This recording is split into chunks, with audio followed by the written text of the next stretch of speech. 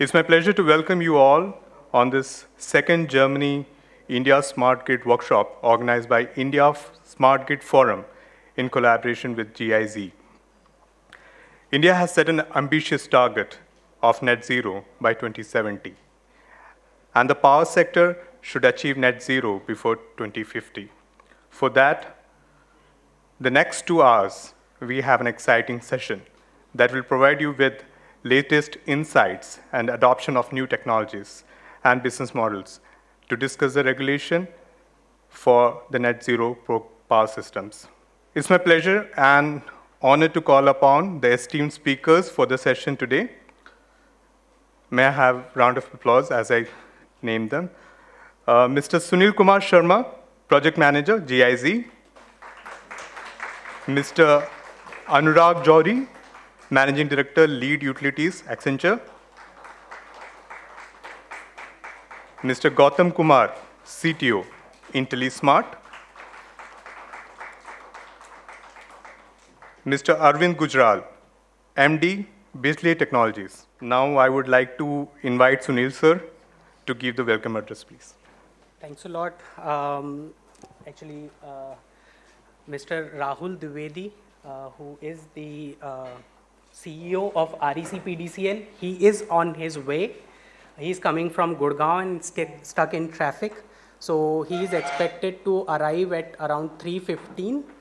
So we are expecting him. So please don't go away anywhere. Now, coming back to the session, it's my pleasure and privilege to welcome all of you to this second India-Germany Smart Grid workshop. So the objective of this workshop is very much aligned with the objective of Government of India's RDSS scheme. So we all know that under the RDSS scheme, the Government of India, Ministry of Power and other central agencies, they are targeting implementation of 250 million smart meters by early 2026. Apart from that, there is a lot of funding available and as well as technical expertise available under the scheme for implementation of other IT and OT solutions to strengthen the infrastructure of distribution utilities in India. So in this particular session, we are delving upon two moot questions. One is the interoperability of smart meters at various levels, not only at the device level, maybe at the communication infrastructure level interoperability. So is it there? Is it required? All those questions. And meters connecting with the head-end system and other systems. And then the next question is, when we have all that data available in the meter data management system, what do we do with that data? Can we connect our MDMS system with other system? Bare minimum is the billing system with which the MDMS system should integrate. But then can we also utilize that data for outage management system or customer relationship management, all those applications? So is it available or is it feasible right now? So those kind of discussions we are expecting in this session right now. What could be other additional benefits of the meter data for consumers as well as for the utilities? We would like to discuss those points as well. So in the end, again, welcoming all of you and looking forward to have all those discussions around the topics of smart meter interoperability and integration of IT and OT solutions. So since Mr. Dwivedi is running late, maybe in the interest of time, we are already 15 minutes late. So in the interest of time, I would like to invite Shri Arvind Gujral sir to give his input presentation. Thank you, sir.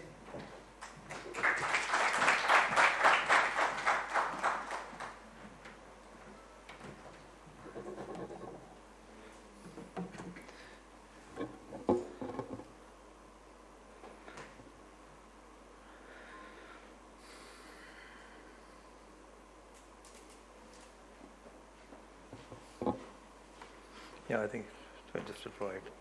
Yeah, thank you very much, Sunil. Actually, I think my session was supposed to be a little bit further down the order, and basically my focus is going to be in terms of the data that's coming from all these smart meters. How can they be best utilized, and what are some of the most compelling use cases, and what are the technologies available to drive those use cases?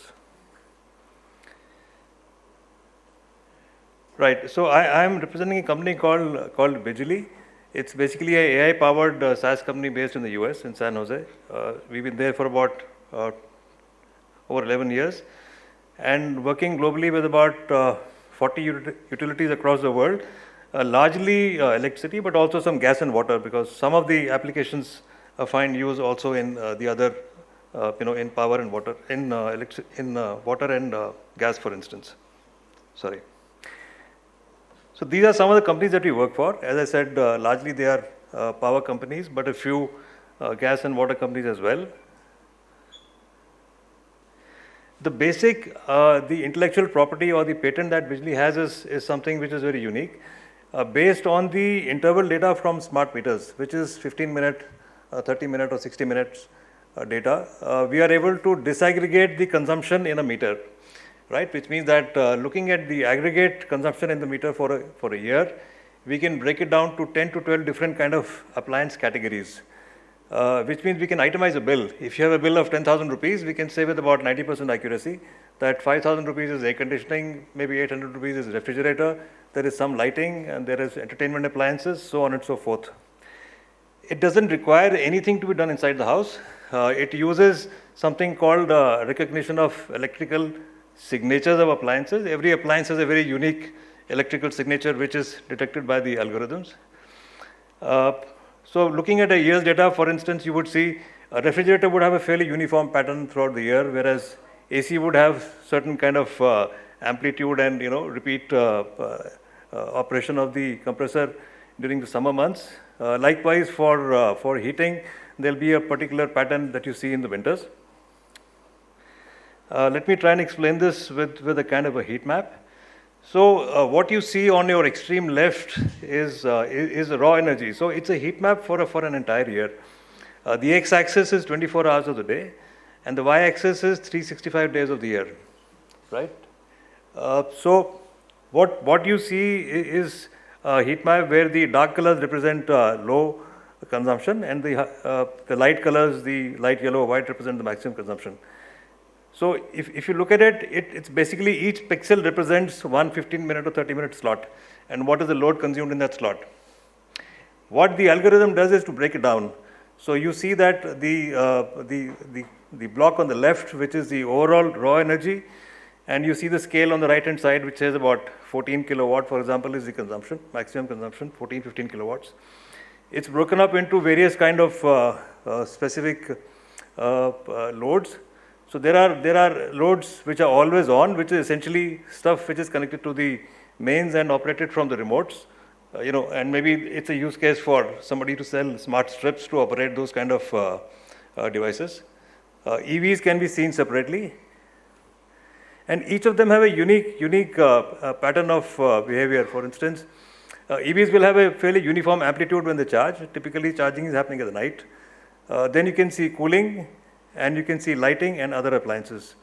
So with a fair amount of accuracy over looking at the data for a year, we are able to itemize and break down the consumption. This insight can be used to drive various kind of use cases. I'm just giving a few high-level examples. For example, looking at the heat map that you see here, the algorithm is able to figure out that the consumer is using an 11.4 kilowatt L2 charger, which is being used typically for 3 to 5 hours and used during a certain time of the day, which is 9:30 to 1 p.m. and certain times of the year. About 8% of the energy consumed is by always-on appliances, which are linked to, as I said, which are connected to the mains and switched off from a remote kind of a device.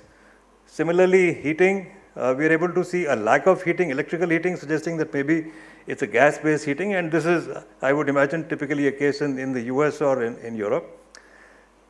Cooling appliances, lighting, vacation periods when the load is minimal or only the refrigerator is operating, and so on and so forth. So this is a representation of the load then over 12 months. You can see a legend of various kind of loads, cooling, heating, EV, water heaters, so on and so forth, cooking, entertainment, laundry. And this is how it looks in terms of your monthly consumption. In every month, what is the composition of each kind of a load?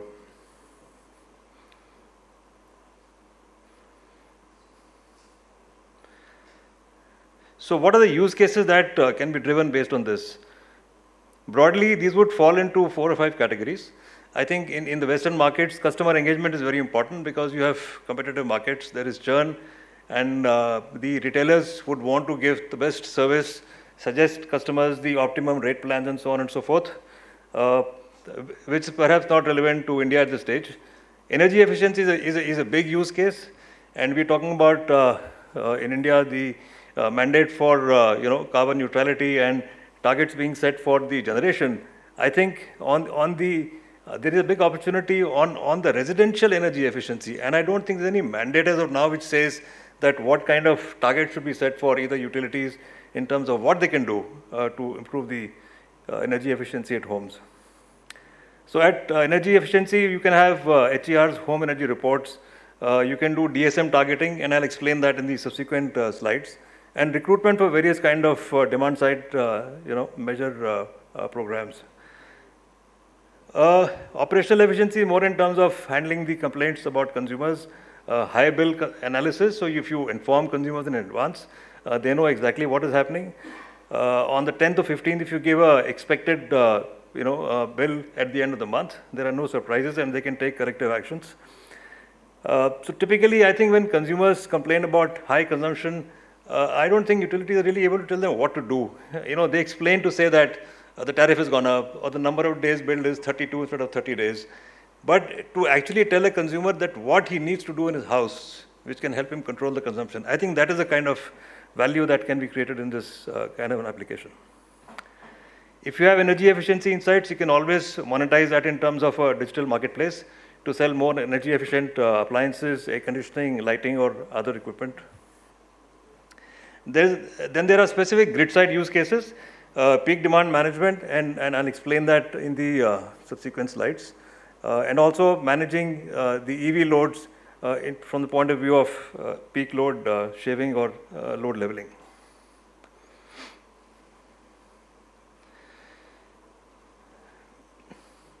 Right, and of course these solutions can be delivered in various ways. They can be white labeled solutions on emails or web, or they can be APIs and plugins.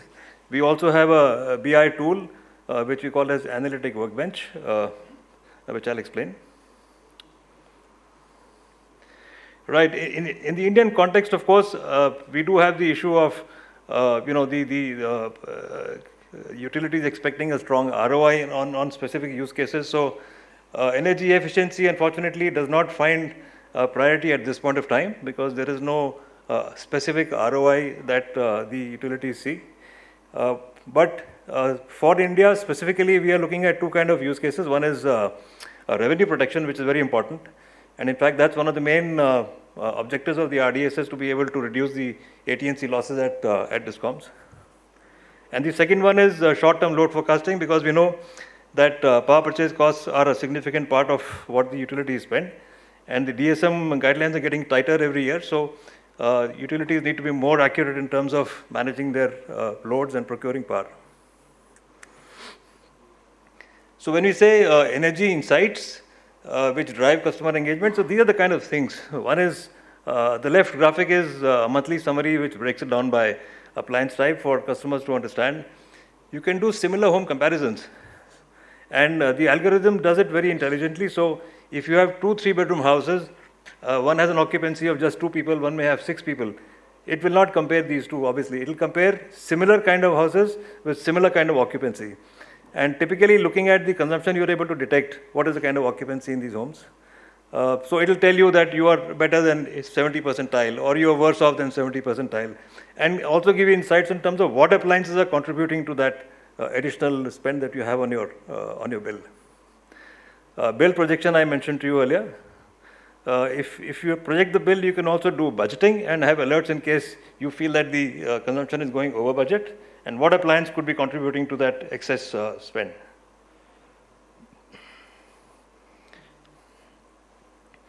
Right. In some of these Western markets, we also use this to take customers to a digital marketplace. So if he says that the AC is inefficient as compared to the peers, it can take him to a digital marketplace, and they can figure out what will be the, in case he buys a more efficient AC, what is the saving and what could be the payback. I think an obvious question would be that this is all good in the US. Does it work in the Indian context?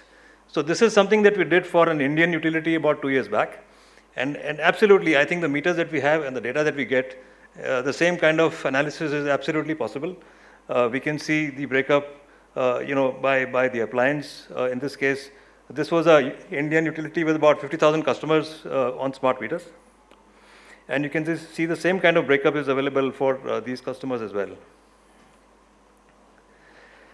A little bit more on the insights, as I mentioned. So it would compare, for instance, the air conditioning or the heating between similar homes and give you insights in terms of what could be contributing to a higher bill.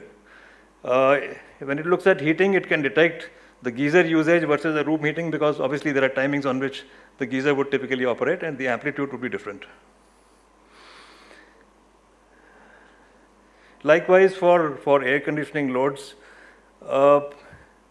solar detection is an important use case in some of these markets in the Western countries, because you see the heat map on the left, where you see that during the daytime, there's hardly any consumption because the generation from the solar unit is more than the consumption by the customer. So it's basically a draw from the net meter is zero. So this is, for many of these markets, figuring out solar propensity of customers. Who are the customers who would be interested in putting up a solar panel? Looking at some of this data, you're able to figure out what is the targeting to be done, which are the customers who have propensity to go in for solar rooftop. This is a case where from the raw heat map on the left-hand side, the estimated EV consumption has been estimated. And if you know TOD tariffs, you can suggest to customers what kind of a change in charging periods would result in terms of savings. So we can figure out what is the rating of the charger and what kind of schedule typically the customer is following. One of the interesting applications is actually to figure out AC degradation. So we know that over a period of time, for various reasons, the compressor becomes inefficient, or the filters are not clean. You can have degradation of ACs.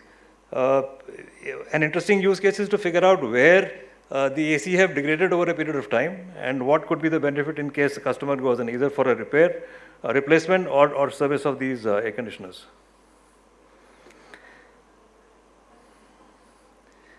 Where you have TOD tariff, these insights can be used for nudging from a DSM point of view, to nudge customers to move to a charging period or usage period which has lower tariffs, and therefore try to flatten the load curve. This is an interesting analysis in terms of, for instance, if you want to target for solar installation. So on the graphic on the right, you see that these are people where the daylight consumption is a very large percentage of their overall consumption, right? So if 50% of what they consume is in the day, it probably makes great sense for them to invest in a solar rooftop.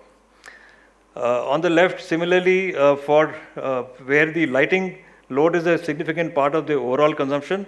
So this shows, say, 30% to higher numbers, where it would make sense for somebody to look at replacing with CFLs or LEDs. I think coming to the Indian context, so obviously the most important use case is revenue leakage, and I'll share with you in terms of what we do. So I shared with you heat maps earlier, which show the behavior of a customer, when he's using what kind of appliances, and you expect certain kind of behavior. You expect in summers the AC load to be higher, you expect in winters the heating load to be higher. Generally, consumers will follow a pattern. So when you find that there is a break in the pattern, an anomaly, it could indicate probably there is something misused, or maybe possibly theft. But it has to be correlated with a lot of other factors.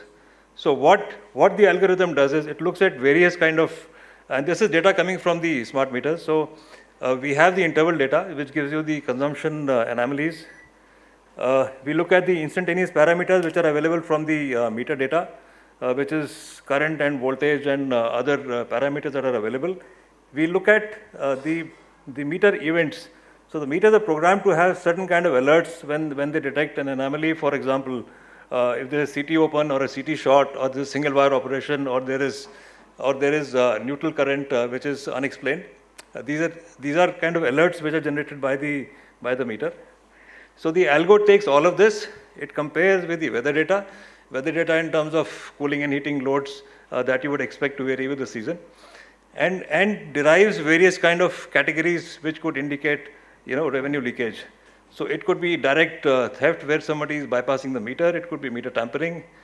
Revenue leak, tariff misuse is a common case where somebody is on a residential tariff and is using it for a commercial use case, as in a retail outlet or a restaurant or something. And of course, it throws up other inputs in terms of the power quality, the power factor, the voltage profile, and so on and so forth.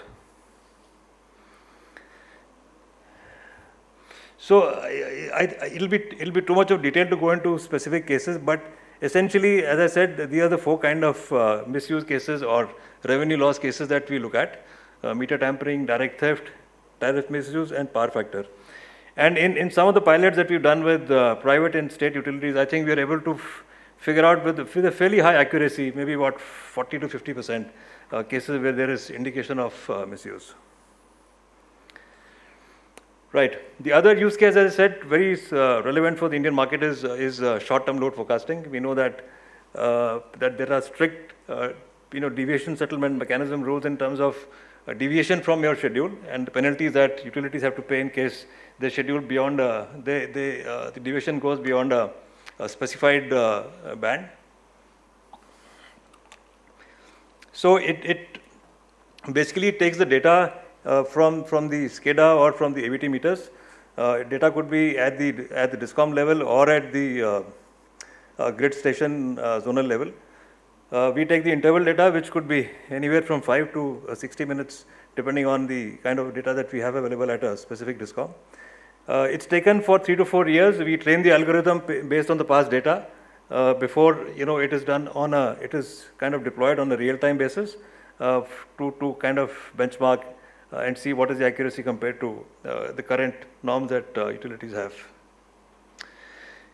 Right. So I think invariably all kind of forecast engines would use weather data, but what we use is deep learning and machine learning, which does something a little bit more sophisticated. It extracts features from the weather data, right? So 1 degree difference at 40 degrees does not indicate the same kind of variation as 1 degree at 25 degrees. So at different points in the weather, different seasons, different humidity values, there is a specific feature in terms of how the weather indicates the impact on the demand.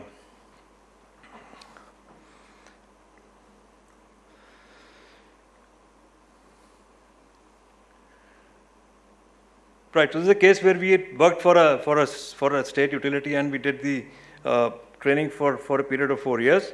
And right now we are doing the live pilot there, and I'll share some of the results. For instance, this is actually for one of the utilities in Delhi, and we were told the benchmark that they have for this season is about 3%. And after training the model for the last 3 years on historical data, we are now going to live testing phase, and we are able to get results of 2% or better in terms of the accuracy. That is the average MAPE on a given day. Right, and once you deploy this on a real-time basis, they again look for, so typically there'll be a scatter plot in terms of some slots have better accuracy, some don't. So to figure out some anomalies or some tweaking that is required in the algorithm to make it more accurate, and they look at specific events and time slots. And as I said, so you look at the average MAPE, which is the average accuracy of the forecast to stay within a permissible band, and you also look at the distribution of the error.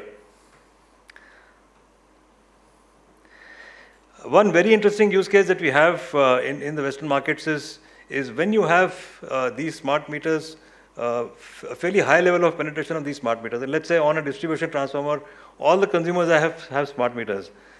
You can aggregate the data for all the consumers to that DT, and you know exactly on the DT what kind of load is contributing to what extent on the peak loading.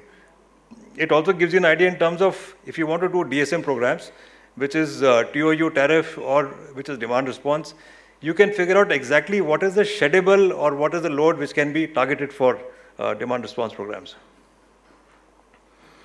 So typically, utilities spend a lot of money on the smart grid infrastructure, on the AMI, and on the data lake to store the data. But this is really the analytics platform which rides on this information to provide these kind of use cases and insights. So the prominent use cases for analytics workbenches, as I mentioned, is grid analytics. When you aggregate the data, you know at every level of a feeder, of a 11 kV feeder, distribution transformer or a grid transformer, what is the constitution of the load? And if you want to target with DSM schemes, you know exactly what is the load which can be targeted. And pre and post any of these programs, DSM programs, you can do evaluation of the impact of the DSM program. Load research is very much a part of understanding what exactly constitutes the load. DSM targeting and market segmentation, as I said. So knowing different kind of customers and may respond differently to different kind of DSM programs, you can do some kind of clustering and segmentation of the customers for targeting specific kind of programs. Rate design is an interesting use case. I know that in India we have had some experiments with TOD tariff, and I know in Delhi, I think above 25 kilowatt there was a TOD tariff which with peak and off peak, a difference of about 20 odd %. But to figure out what is the impact of a TOD tariff, how effective is it in shaping the load or in shifting the load, you have real-time analytics to see what is the impact of such programs.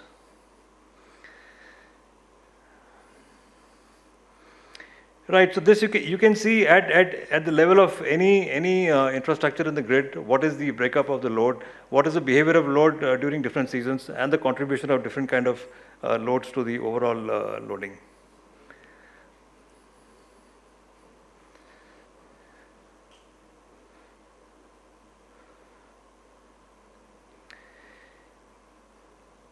Yeah, so typically this is the kind of question that you would be able to answer. If you have, overloading on some network element, so these are non-wire based alternatives to shift load, right? You don't have to invest in capex. You want to target through some kind of a DSM program. It helps design those kind of interventions. You may have a case where the loads, where transformers, for example, adjacent transformers may peak at different times of the day. So typically afternoon load indicates more of CNI, and the night load may be more of residential. So you may have two transformers which are equally highly loaded, but the mix of the load is different. And just by switching some part of the LT load, you could relieve both the transformers. So those kind of insights are possible using the analytics workbench. That's it. Thank you.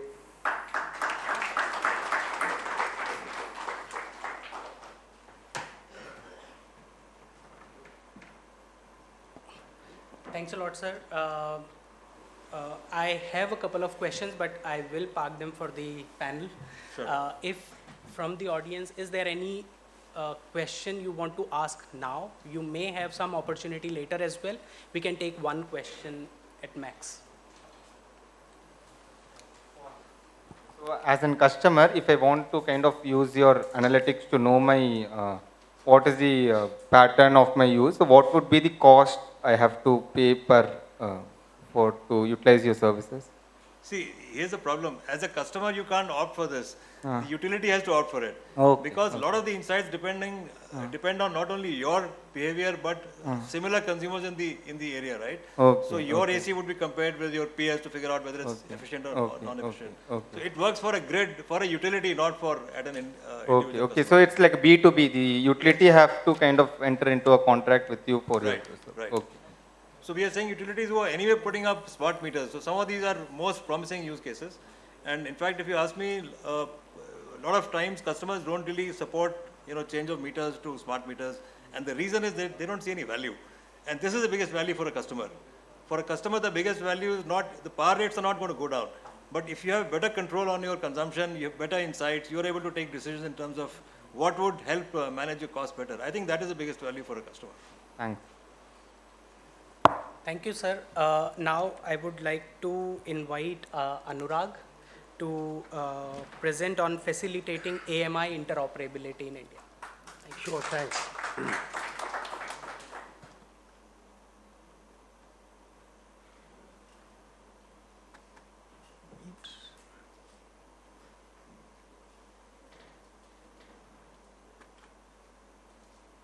Hello, everyone. So essentially, while this opens up, it has, all right, great. I think we started the session talking about the 250 to 300 million smart meter rollout. In my view, it is an audacious target. It's something which has not been accomplished anywhere in the world to do about in 4 years flat to do 250 to 300 million smart meters. So what is it that is required to be able to do it, right? I think what you will need is one vendor in any kind of a situation, be it a smart meter vendor or an MDM vendor or someone who provides HES. No one can do it alone. So you will need a large ecosystem of partners to be able to do this.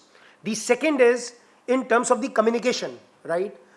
We will need seamless communication across these millions of devices to come through. And finally, as we will move along, right, we are in 4 years' time, we are going to sink in 250 million smart meter worth of investment, and 10 years hence, the technology will change. So we have to be future compatible as well. What does it mean? It essentially means that interoperability in the smart meter ecosystem is going to be the most important aspect of our quest for this large investment which we are going to make. And therefore, we wanted to talk to you about some work we have done with GIZ, and take you through that work. Essentially, when we started looking at what interoperability means in the terms of smart metering in India, we tried to answer 3 questions, right? Question number 1, what is the current state of interoperability in the country? Second, how are there any learnings from outside India? So what are the good practices? And thirdly, given 1 and 2, what kind of roadmap does India need to be able to actually be on the pathway to interoperability, right? So, and I'll go one by one on each of these questions. So when we talk about interoperability, I think the first thing to appreciate is that this is not a monolith. It actually, when we talk about interoperability, it is around 3 key components or 3 key layers. The first layer is around the hardware bit. How does my hardware talk to data acquisition layer, right? So that's number 1. Number 2, how does communication happen? How does the networking happen? And number 3, how does the magic happen, which is how do the IT enterprise systems then talk to my data which has been acquired, right? So these are the 3 levels of interoperability which need to be appreciated. And the first thing we did was we tried to look at all 3 of them in isolation. So what we find is that actually the hardware level interoperability is a place where there is maximum work to be done, because as on today, typically a HES only communicates with its own meter manufacturer or maybe one more. So for example, if you look at the current SBDs which are being rolled out for the AMI SPs, the idea is that at least 2, so HES should be able to integrate with at least 2 MDMS, but still it is only 2 MDMS. Tomorrow there could be some other MDMS which comes up, right? Number 2, in terms of the RF mesh technology, I think it's all proprietary, right? There have been on and off, there have been attempts. For example, I think Silver Spring, which is now Itron, they tried to provide a module, a RF module to all the meter manufacturers so that anyone could use it, right? Similarly, I hear that in the latest Tata Power case, right, I think they have gone ahead and gone in for RF modules which can be provided to all the meter manufacturers. But typically what we have seen is that this is another piece where interoperability does not exist as of today. And secondly, when we talk about HES to MDMS connections, then again, while yes, the integration happens, but that integration is quite time taking. So if you are to really change either the MDMS or the HES, the, the kind of investments you have to make in terms of both time, effort and money is humongous. So therefore, on the hardware level, we find that the interoperability, in most cases, needs a big fillip. The second aspect is around the network layer. And when we talk about the network layer, actually there are two different aspects of the technology. One is around meter to HES within the same technology, right? So meter to HES, what we find is that HES, again, as I was saying, is able to communicate with its own set of meters. Increasingly, what we are seeing is that, if you are DLMS compliant, then over cellular, you are still able to talk to other meters as well with HES. And on the HES to MDMS side, again, the problem lies in the kind of integration you need to do. If I move to the communication technologies, what we find is that within cellular itself, these days the tenders are coming which talk about fallback to 2G. But as on today, there are communication mechanism on 2G. It doesn't go to 4G in a jiffy. You have to make changes, right? And therefore there is an inability to change between the various generations of cellular. Similarly, on the RF mesh side, the problems are that the RF protocols are proprietary and they operate at different frequencies. So therefore, again, it's a hard task to bring people together and ensure interoperability on the RF front.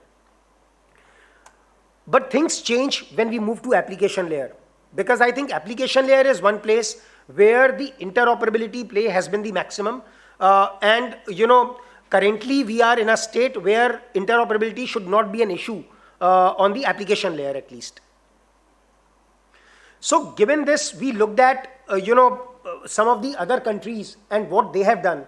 And rather than draining through each of these examples, I would say that, there are 2 or 3 things which very clearly came out in terms of what has been done right in some of these countries. The first thing is that they tried not to build from scratch. They have taken the existing standards and then made nuances to suit their criteria.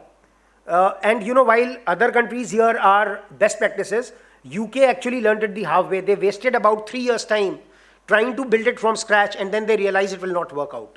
So this is number one.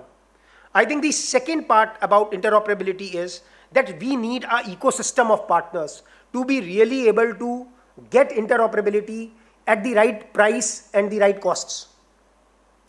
And finally, I think building consumer, interest as well as bringing in that what we call awareness within the ecosystem partners as well as the consumers about how important interoperability is also very important, because there could be times where people may actually end up paying more if you do interoperability, right? So based on the current status, and then I spoke about some of the best practices, right? What do we think is the right way forward for India? We believe that there are 4 key aspects which need to be taken care of if we want a holistic interoperability in the AMI system, right? Rather than draining this slide, I'll go to each one of this. We have one slide for each one of them. So I'll talk about each one of these things on those slides. So the first one is well-defined technical standards and specifications. Essentially, to be able to talk about this, we actually looked at all the standards which India follows across multitude of parameters, and we also looked at what is followed worldwide. I think one thing I'm happy to report is there is no parameter where India does not have a standard, right? And even at places where India does not compare favorably, the difference is only in terms of the specificity. So for example, you will see there are 4 places where you will find an amber against India vis-a-vis the world. And those ambers, if I were to pick up communication infrastructure, actually India says that you can go ahead and use any globally recognized communication protocols which are available on an open source basis, right? And that is what a Europe or a US also says. But what Europe and US have done is they have gone ahead and also defined the subcomponents of this communication. So for example, in the US, they have got standards for the transportation part of the data as well. So that even if the network changes and if you follow the same transport protocols, then that irrespective of the change in the network, nothing is going to happen in terms of the ability to operate with the new network, right? And so on and so forth. So HES and integration architecture standards, I think India does have them very well. But if you look at Europe, for example, you'll find that they have defined it at the data layer, at the physical layer, and at other layers, application layer. So what they have done is they have gone more specific, while our guidelines are more broad, rather than having standards for each of the minutiae, right? It can be a beneficial thing in terms of giving people more options to explore and to innovate. But at the same time, what it does is it kind of leaves the field wider open.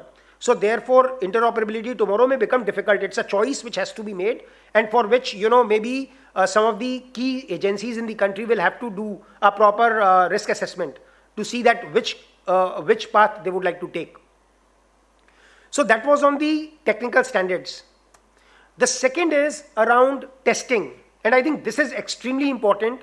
And one area where if I were to put my neck out, I thought India is a little weak.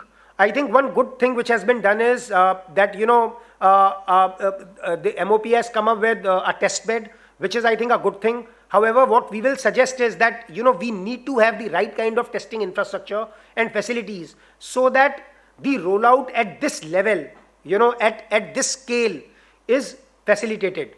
Today, the kind of the kind of infrastructure we have for testing facilities, I think that is not going to be able to support rollout as big as 250 million to 300 million smart meters.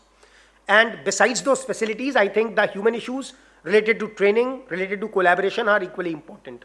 So on the testing side, I think some strengthening needs to happen. The third part is around cybersecurity. And I think the lesser said about cybersecurity, the better, at least in most of the places in India. I think there have been few instances in the country where we have seen some issues cropping up, but they have been more localized.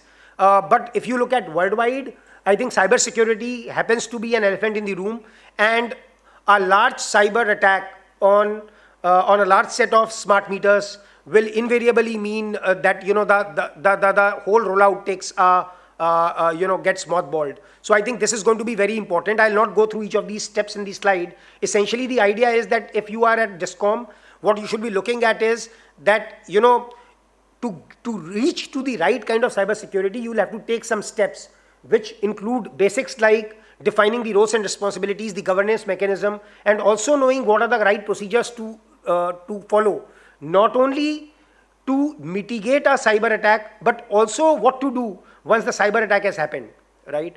So that's the third part. And the fourth pillar is around the ecosystem, which I spoke about. So when we talk about the ecosystem, it is about, can the telecom providers coordinate together and come together? Because today, if one particular person offers NB-IoT and no one else offers an NB-IoT, then if I go into that technology, I am kind of vendor locked in, right? Can I go for, there could be places where, say, Airtel is strong, but in the same DISCOM, at another place, Airtel doesn't work out, right? So what do we do, right? So for such cases, you will need telecom operators to come together. Maybe they try to come together and try and see that what can they do for the telecom operators to cooperate and collaborate.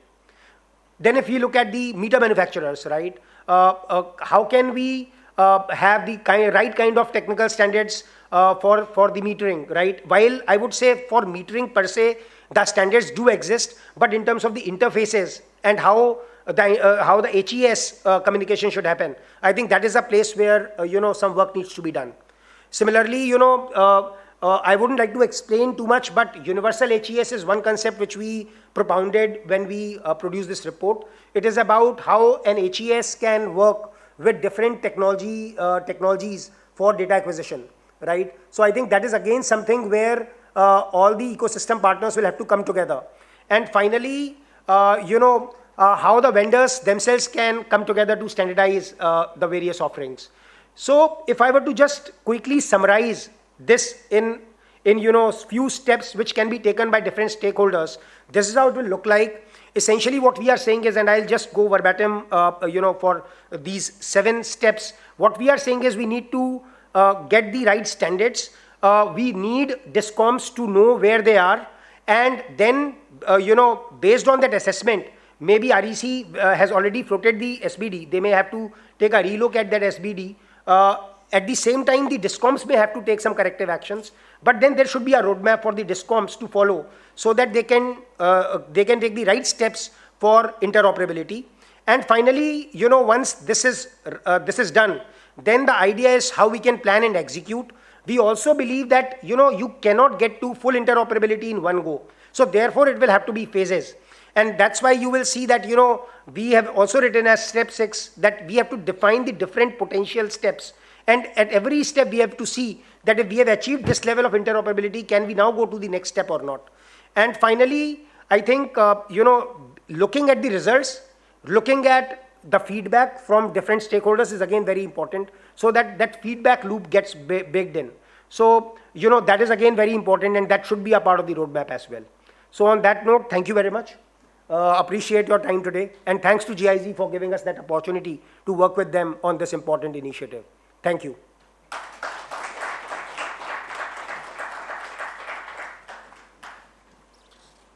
Thank you, Anurag. I think we will have representation from Accenture in the panel, but if there is any quick question, one question we can take, so please raise your hand if you have any question. Okay, yes, we can see 2 hands there.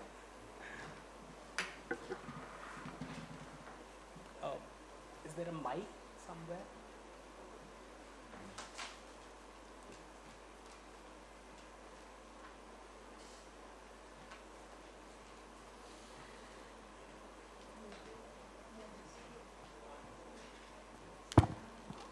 Hello. Hello. It's a nice presentation. Thanks a lot, first of all. Actually, in the Indian context, I would like to ask 2 basic questions. Many of the utilities and implementers do have misunderstanding regarding having AMR and having AMI. Most of the specification, they said AMR system has to be implemented, whereas AMI and AMR are bit different in implementation and execution. So how would you like those specifications to incorporate these things? First question. Secondly, many a times it is said that we can send the data of a meter through SIM card. Provide a SIM, the data will be sent. So it all is going to be on the mercy of the telecom provider or a SIM provider you have, its security, its firewalls, and etc. At the same time, there is no reliability, and you can't rely as a utility level for a data with SIM card being transferred. So what would be the proper solution in such case when you are implementing large-scale metering infrastructure for a utility? Sorry, I think I'll answer the second question first, and then I'll try to understand the first question. I think your second question is saying that how do we trust the telecom providers? The question is not exactly the trusting or cybersecurity aspect of the telecom provider.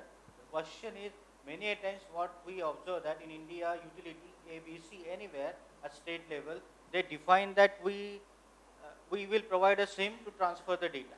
Yes. Or the one who is having substation will have to provide us, suppose he is a EPC contractor, he has to provide a SIM to transfer a data. True. So will that be sufficient? Data transfer will be done. That is not an issue. But what about its online accounting and all that which we are supposed to do, and loss of data not taking place, all these aspects? I'm not talking exactly the cybersecurity aspect. No, I've understood that. That is what I'm saying. You were saying that how does, so irrespective of the cybersecurity, how do I trust utility, the telecom providers with my data in terms of me being able to get the right data at the right time? My question is still not understood properly. Let me put it again. Yes, please. I'll give you now an example. Yes, with a please. comparison. Suppose I have a provision for a data transfer of optical fiber, A option. Secondly, say G3 PLC as being said in all these ISUW second option. Third is say a SIM card, provision of a SIM card. So when a utility can have its fiber, it's always better to go on a fiber rather than a SIM card. Okay. That's the number one option. But many a times it is seen in Indian context, I'm talking about Indian context, that the utility says SIM card will be provided at the substation level or say at whatever local level, from there data will be transferred. How reliable you think will this be in implementation of overall metering as well as further its energy account? Sir, that is what I'm saying. First of all, I don't see a reason for being cynical about this because I think, today telecom providers are being asked to do a lot of things which are even more mission critical, right?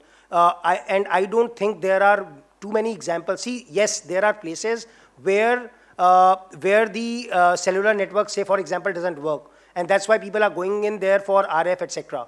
But the other options you have taken, for example, the PLC communication, or you talked about fiber optic, you also have to look into two more things.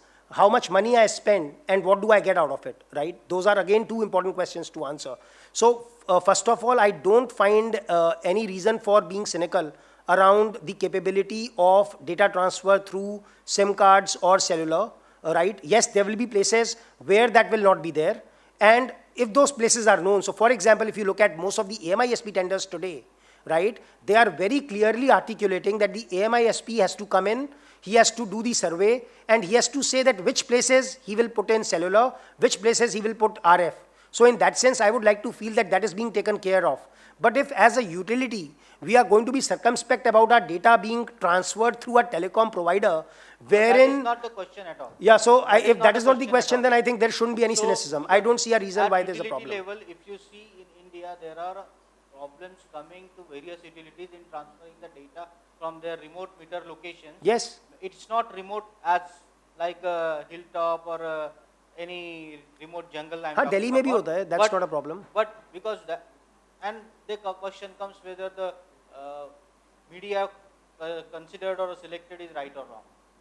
And this is, as a practical experience of many utilities, it's been seen as a SIM card given and it's malfunctioning and not serving the purpose, it's seen. That's why I'm putting this question. Sir, आप ठीक कह रहे हैं, लेकिन please you have to understand whenever we look at any of such things, because you have very we good look at experience percentages. of even SIM card not working in getting connected even big cities in No, heart that's of right. cities. That's right. So how reliable they can be said when transferring a meter data from a substation to a central location, which is hundreds of kilometers away. Right. So, sir, as I said, I don't see any reason for cynicism. And even if we look at the experience of Bihar, I think, a lot of you will be conversant with that. Yes, there have been places where it has been an issue. But if I were to really take out percentages, right? Because whenever you look at a problem, you have to see what percentage is getting afflicted. If you look at that, even Bihar is not alarming, and obviously it is only going to improve.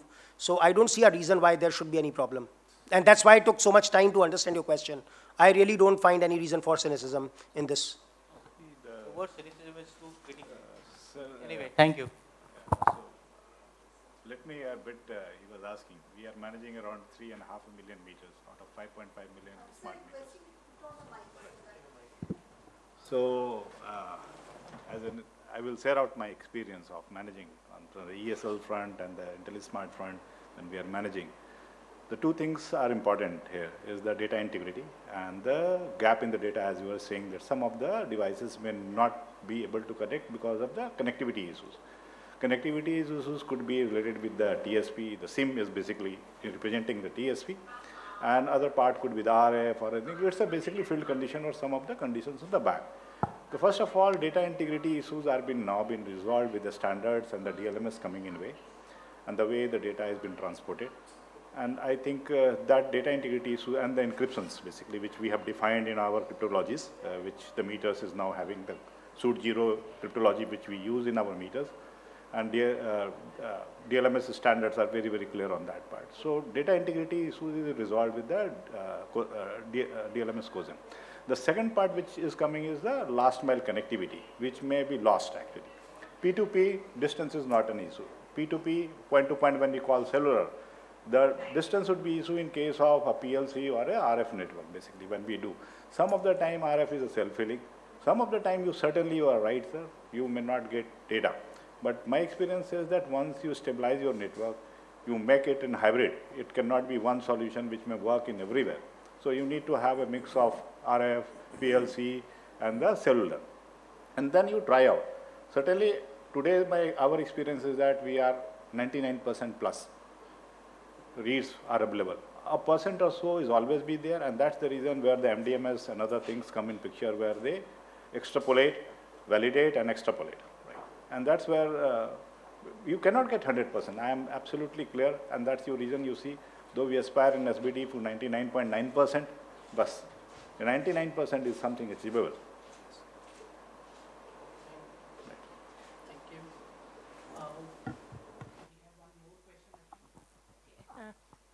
Yeah, good afternoon.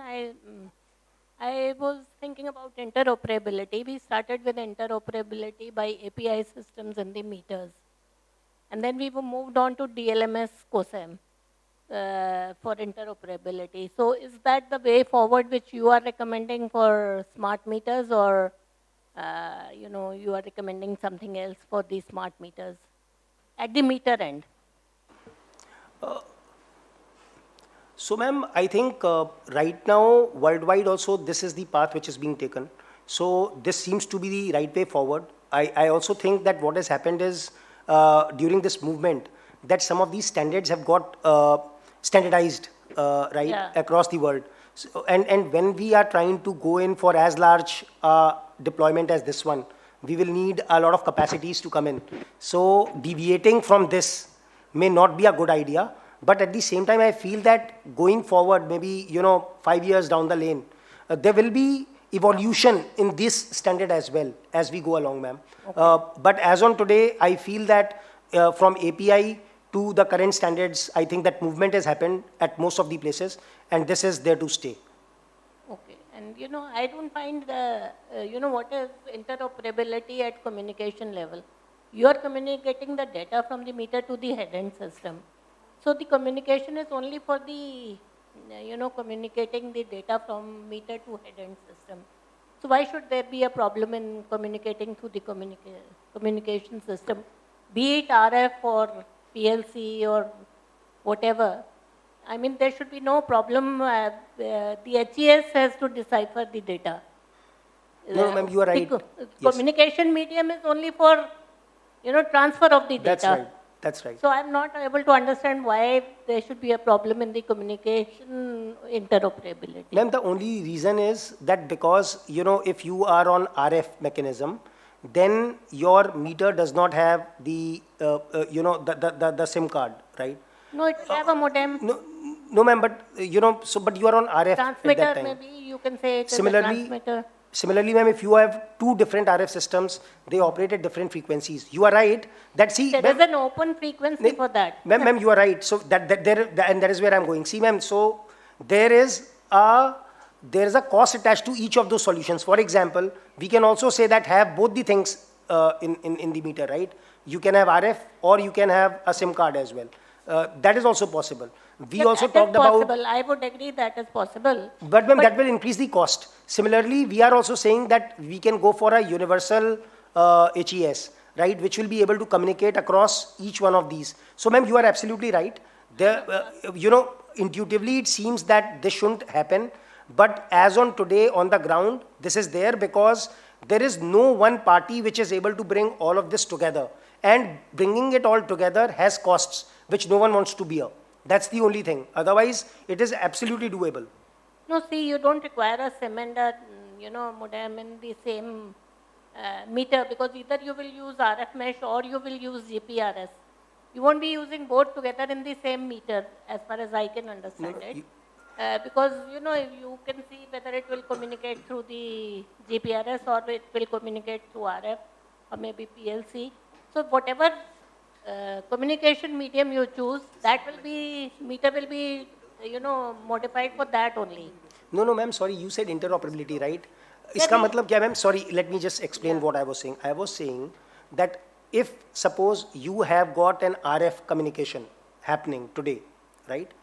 Now, what are your choices? Your choice is either you continue with that vendor. If that vendor is out, then maybe because the protocols are different and the frequency at which it works is different, you will not be able to use him in RF. Now, the second option is you go cellular. Again, you have to go back and do everything again. Versus if you had both of them in the same place, in the same meter, then you could interchangeably, change it. That is the only point I was making. That would be a lot of additional cost for India. Yes. I would say that if you are... Yes, If we look into it will not the be. two technologies, right? The two technologies work on a very different ways. Actually, when we look into the radio mesh, right? Radio mesh is basically works on UDP and on the narrow bands.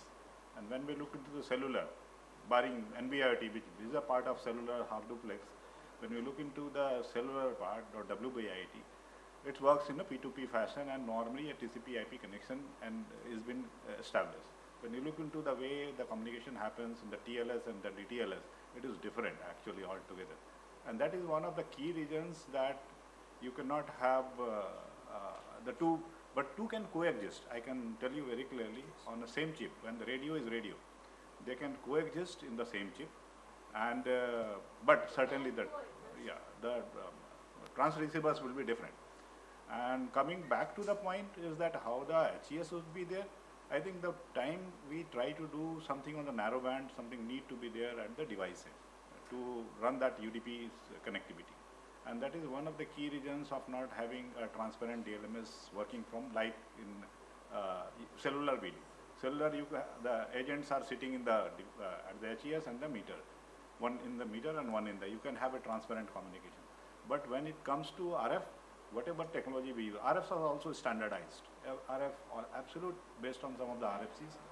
But how we apply the standards is the way we do. Different manufacturers do, OEMs do different way. But certainly it is not in a pure transparent fashion where you run from, but that too can also work out. But the narrow band being 865, 868, 200 kilohertz, you cannot keep the sessions on for such a long period. And that is the reason there is always a non-transparent way of handling the data from the RF case.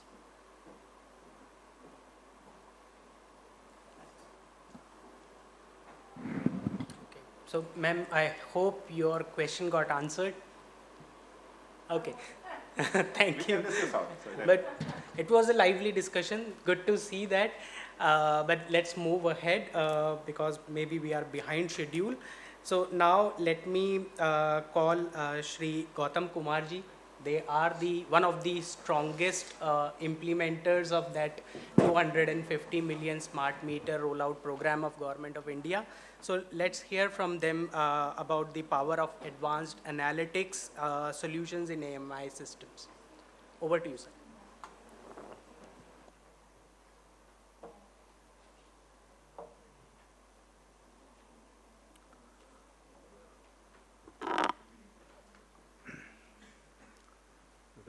So let me cover in a little bit, not going deeply into the AI part only, AI, ML, advanced analytics. I would also like to discuss on some of the points which are been important for these large rollouts to have in a, I can say, a very successful manner. We have our own experience in the last 4 years of deploying the smart meters. And that became the basis of these RDSS program to some extent and the SBD, the learnings which we had. And these learnings we are trying when we are talking of interoperability, when we are talking of the large mass rollouts, and then using the data, basically. I can say we are handling around few petabytes of data today. And handling those data and then using something meaningful from that is always a task, and which need to be right from the design. Otherwise, it becomes garbage. So right from the beginning, we need to see how we design to use the data, basically. And that's where when we look into the part of the new RDSS programs which are happening, or whatever we are designing from that, it is right from the design level, the data analytics is part of that. And look into the event, the load data, that need to be kept into a data lake, and the engines must be there. You can say a data engine has to be created right from the beginning. It cannot be an afterthought, and later on you try to fix something. You may not get a very good result out of that. So let me come out a bit. Maybe we all know about how the advanced metering is there. We know the ecosystem we discussed about. It's a complex one. It looks like that multiple layers are there, device, then communication, then the OT-IT integration between the HES, and then getting into the enterprise applications like MDMS, and then beyond to the billing, and then legacy system interact, and then the data analytics also a part of this. Gujral sir has mentioned about some of the data, and that could only come if we collect the data in the rightful manner, keep it there, segment it out rightly, and cube them out so that it could be analyzed and used. When I look into the part of what the MI technologies is bringing in the modernization through the digital interventions, all the things which we are talking of, or the remote, coming apart from the AMR to AMI, the first part which I see is I can say the getting from the AMR to AMI journey is the remote operations, which has changed the world today of the metering side. When we get into metering, so a lot of disconnections, reconnections, and then smart prepayment. One of the key things which has been introduced in Indian smart metering is the prepayment, which can only be possible through these remote operations. Getting into the new tariffs, the TOD, and the net metering. Typically, when we look into the net metering, TOD type, then advanced analytics, demand response, net zero coming with the rooftops and other DR programs. They are all been possible with these intervention if rightly been designed from the beginning. And RDSS, I can say, bringing in the footprint to do this effectively in coming times. It cannot be done in a day one, but the foundation is going on in the right fashion. When we look into the journey of how I can say one of the good part is that we have done a lot of standardization, which has been mentioned by Anurag and also by, so how we have get into the journey that we started with, and now we have a good standard, and SBD is there, a lot of standardization has happened on the metering side, some of them on the communication side. Typically, when we look into the communication, it is a different domain. So, and typically a lot of, but still there is a standardization on that side. And these standardization are leading towards what we call of interoperability, because without standardization, you cannot achieve interoperability. And that's where we are now at an era where I can say we have done quite a lot. ETD 13 committee, you know, and recently there is a change in 1559, basically, we did a change in the part 2. Which has led to some changes, drastic changes, if you look really in, and being part of that, so can tell out, if you look into the changes, though it appears to be one paragraph only, but those changes will allow you to handle the data in a very different way from the devices. So those changes we have, I think, now been in place. We have to use whatever we have, because the rollouts have started up. We need to be pragmatic and practical, and use them effectively, and in such a way that we could get the changes done in future as we are progressing. So when we are talking of the standardization on the metering protocols, so now it has become DLMS COSM has become a standard. I think my experience of handling, I think, tens of different makes of meters, multiple variety, we manage within one environment. Yes, one part is there is some level of proprietariness, and that will certainly be there. We need to agree on. And because everything cannot be very, very standard. So some level of customization will always be there, but we need to control those customization within our control, and we should know it, how they are performing, because that is required for some level of performance. So one is that I think we are very, very standard. Our standards are very fine. I can say that we reached to a place where at least the data level we have the clarity. You could see on the communication protocol, on the different layers, we have defined everything. On the physical layer, data layer, or the network layer, the transport layer, everything has been to a higher level, it has been defined. So encryption has also been there. Now, there is some questions which are being deliberated towards on the security part of this, which is basically on the application side. We still follow the old encryptions methodology of the suit 0, which need to now migrate to, because millions of meters are coming.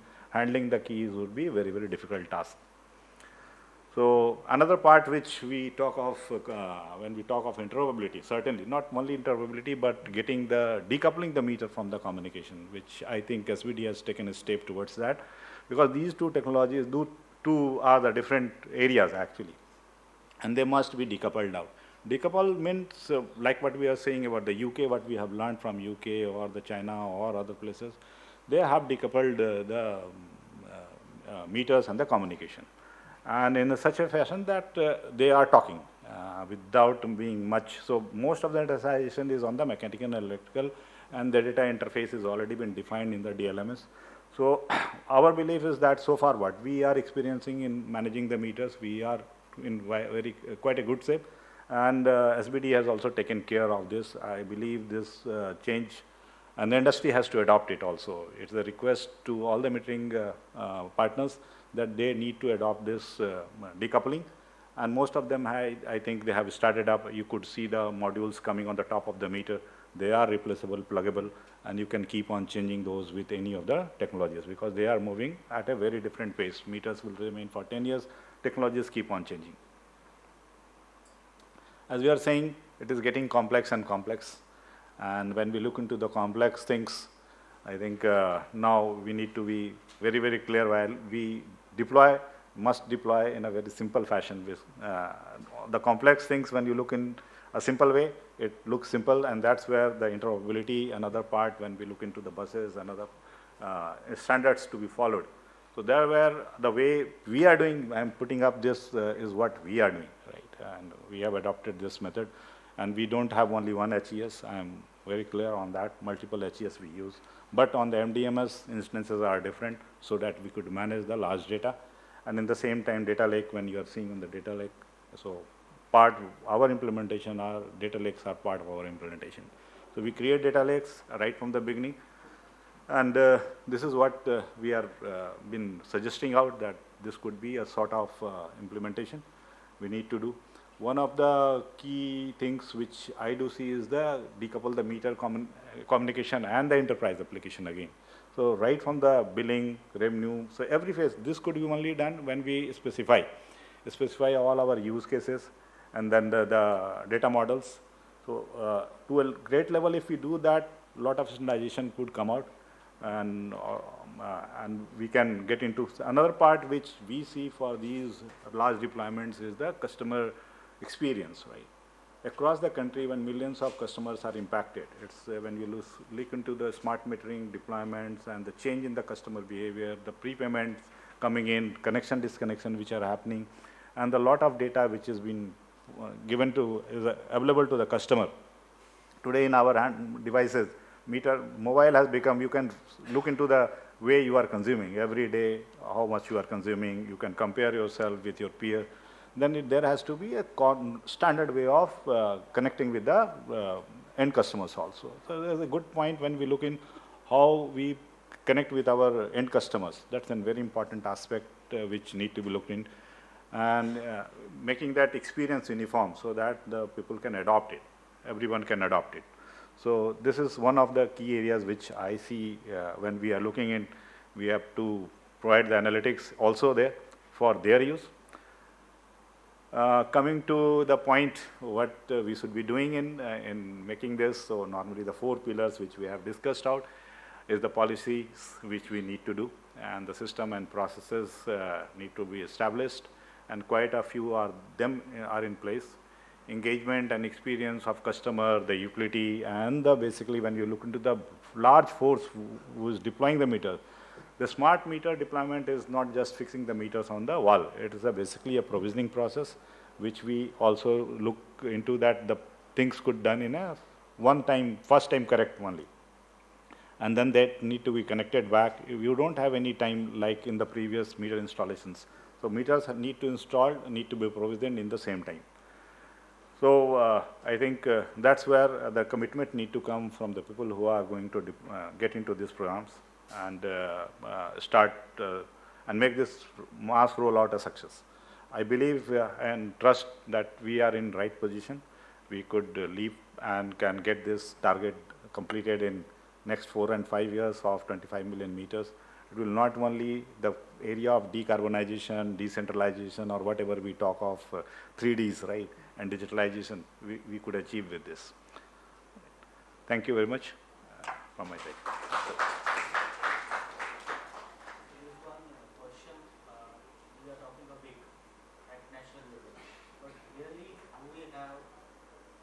sufficient infrastructure to produce that much number of meters? Sir, the answer is yes.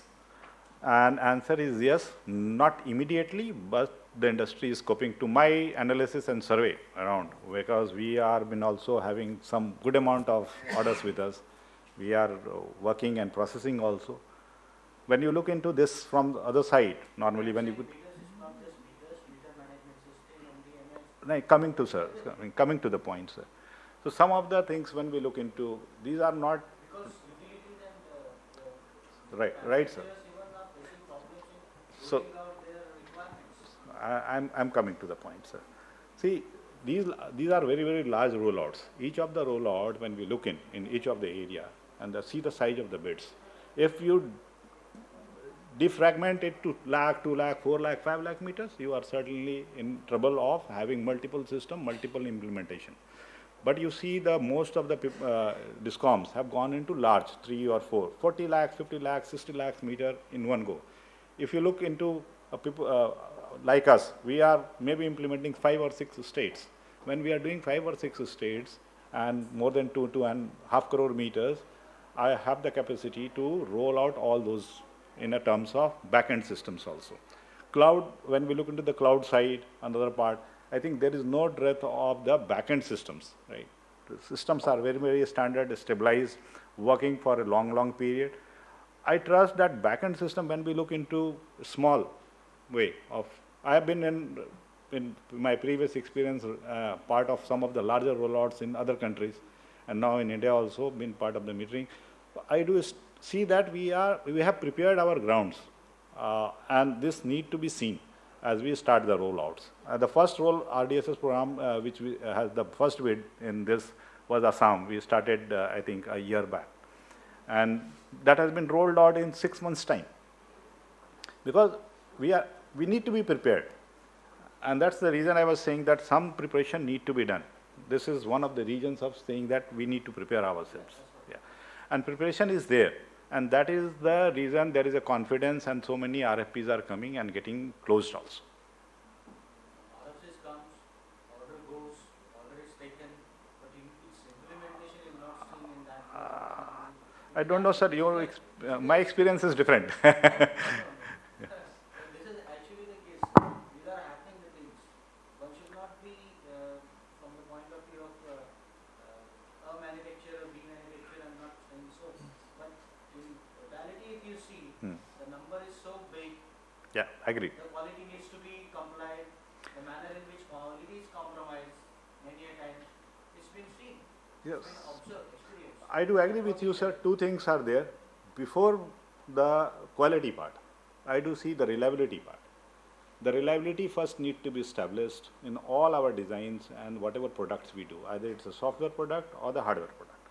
Meter reliability has to be there, because once you install the meter, they need to be reliable. Only quality manufacturing is side, but in the same time, the reliability of the products, the reliability and scalability. First of the mostly when we look into the application end, the back end, it's a scalability which is important part, right? So whatever we select as an architecture and as a product, doing such rollouts, it cannot be ad hoc. It has to be well thought of and has to be well designed of. If I look into a product, into MDMS, I need to be very, very clear that it is horizontally and vertically both scalable. And that design need to be validated and verified. That's what I'm saying. Security, the scalability, they cannot be afterthoughts. Right. I build for 50K and then try to make it 5 million, right? It will not work. That's what the point was. Because many a times we see that the meter testing infrastructure is so limited that the number you are talking about to be get tested need to wait for time to come to get Yes. tested. Right, sir. And then its installation.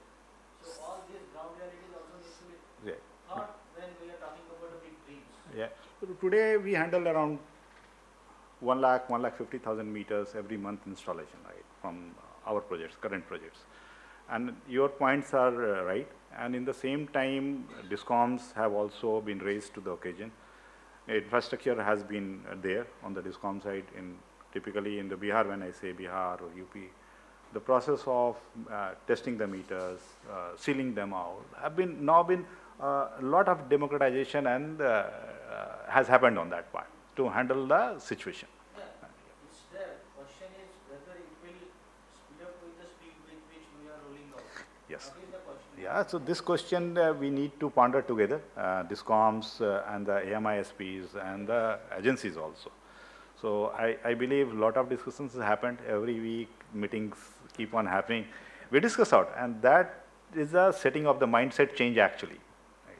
And that's towards, I believe we are, and we need to believe ourselves, first of all. And I trust that we are believing ourselves, and that's the reason we are plunging into this. Can I? Sure, ma'am. Yeah, thank you for your presentation.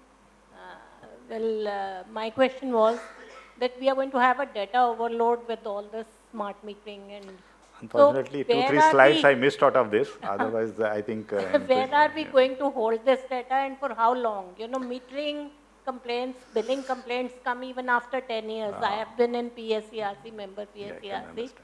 So, we are dealing with some billing issue which is 10 years old, 15 years old. So how long will you be able to hold this smart metering data in such volume? Yeah, so normally, if you ask me, ma'am, normally what we do is that 13 months data need to be kept on live actually when we look into the system.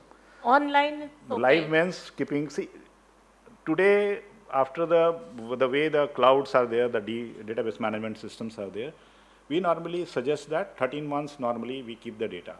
And when we look into the data, what sort of data we need to keep, right? It's the processed data only we need to keep. The raw data which we collect from the meters normally archived. No, I'm talking about processed data only. The processed data, we 13 months we then keep you on will the put system. It where? Yeah. Where will you put all for that the billing data? and the rest goes on the data lake, right? And some of them are on the archivals.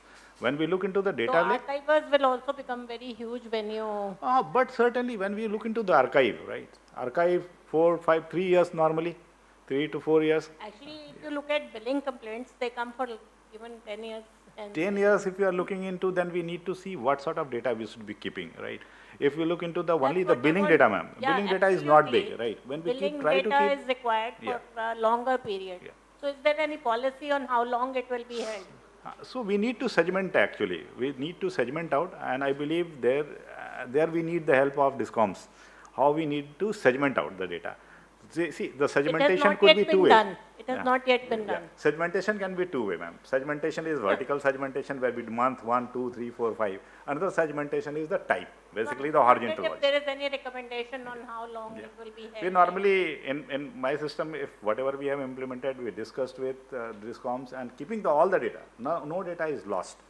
What we are doing is, what we keep on the live system, because once you keep on the live system, a lot of higher IOPS are required. You need a lot of infrastructure. When you keep on the data lake, data becomes more normalized. So whenever you need, you can churn it out. And the second is the keeping in the archive. What do we need to keep in the archives? Will you be doing it DISCOM-wise, or is it a standard all over the country? No, it's DISCOM-wise. It still, has to be. I think we need to discuss and agree on countrywide level. Countrywide, you should be able to. We need to discuss out. There's certainly a point where we need to discuss out. I think RDSS, this question has come it. Putting out recommendations, I would ask GIZ, it should be standardized as to how long, where you will store the data, how much data storage will there be. That would be important, for the country. Yes, storage has low cost now. The cost which comes is when we retrieve and use it. It will be huge when you want to retrieve it and use it for some complaints and all, and that would be important for the country. Right. So normally the normalized data we could keep. We have to think over that. I think time has come where we have to standard way of keeping the data. Every DISCOM has a different way of thinking over that. Yeah. Right. Anything else? Thanks. Thank you.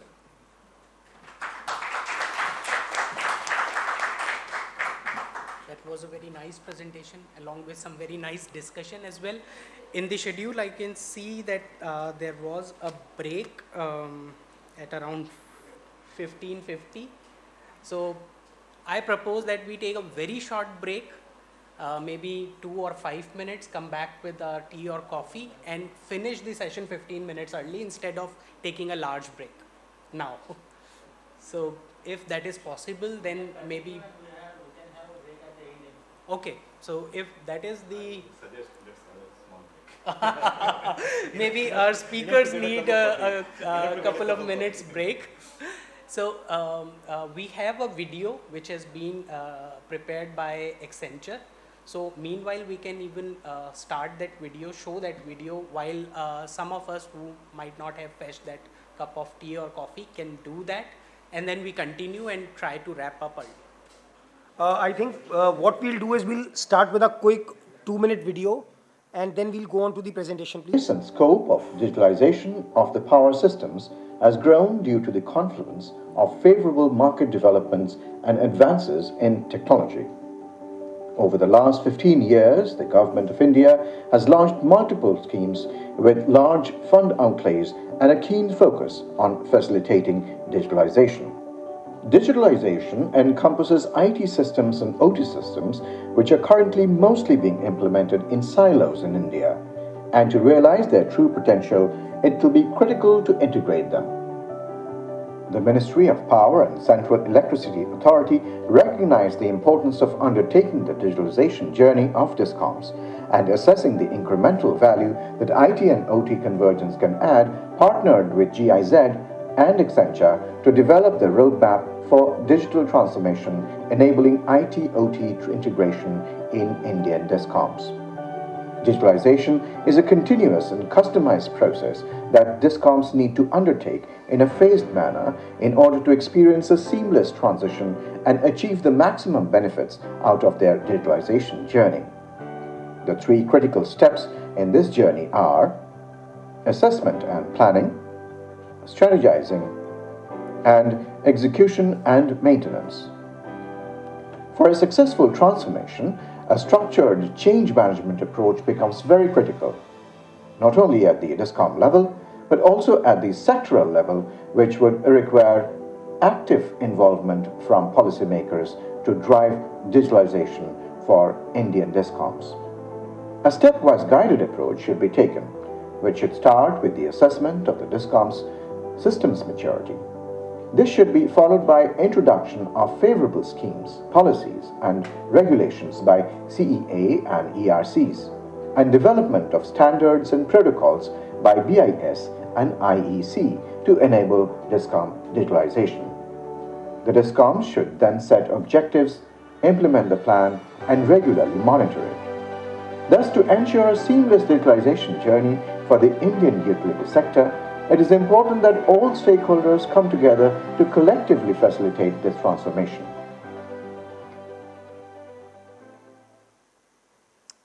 All right. Essentially, we played the video of more or less the presentation which I'm going to make. However, I think the reason we did this video was that we cannot go to every conference and all DISCOMs cannot come to every conference. The idea was that this video can be leveraged, in a non-invasive manner as for people to know about IT/OT integration, because that's something which you believe is extremely important.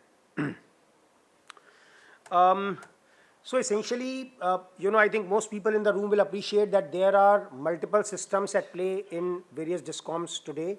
The government has spent a lot of money, time, resources, energy putting across systems.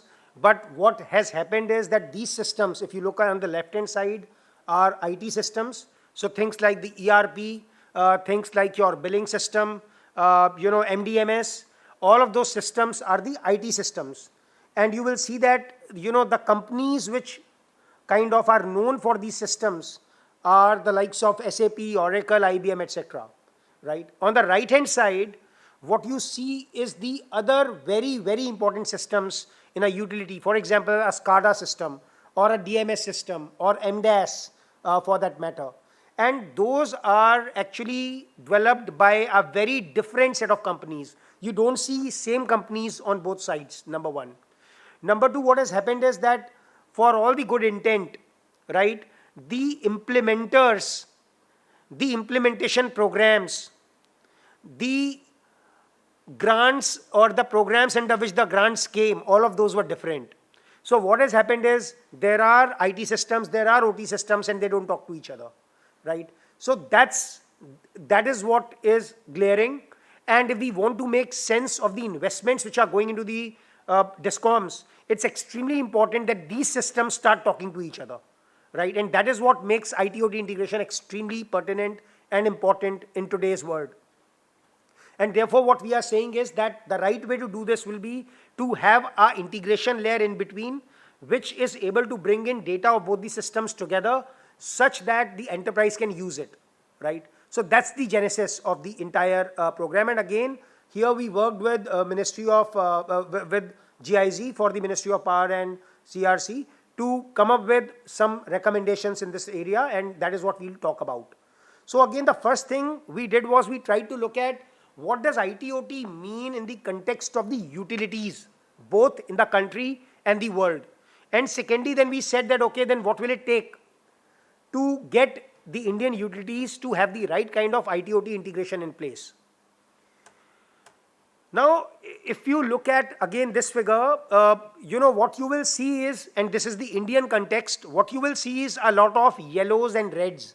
Yellow means it's inadequate, red means it actually doesn't happen today. No integration is there, right? And the reason why this is there, and this is not only basis our opinion, but it is basis us talking to different DISCOMs in the country. Essentially, number one, a lot of places, actually large scale OT has not been deployed itself, right? So it's not there, but now it's coming up. The second is, and I think this is very important, the second is that maybe people do not have awareness about the use cases. So they say, okay, if I integrate both of them, what will happen? My ERP works fine, my SCADA works fine, I don't see a reason why they should be integrated together, right? And then, obviously, if you were to get both these systems together, it may make some of these systems more vulnerable to cyber attacks, etc. So that is another fear, right? So I think these are the key challenges. We have written some others as well, but these are the key challenges, right, which the Indian DISCOMs reported when they looked at IT/OT integration. If we look at a global scenario, right, while you will see a lot of greens, but still they are also facing a lot of challenges when they talk about IT/OT integration. But yes, the reasons are a little different. So what are their reasons? They are talking about that the volume of data is very large from the field devices, right?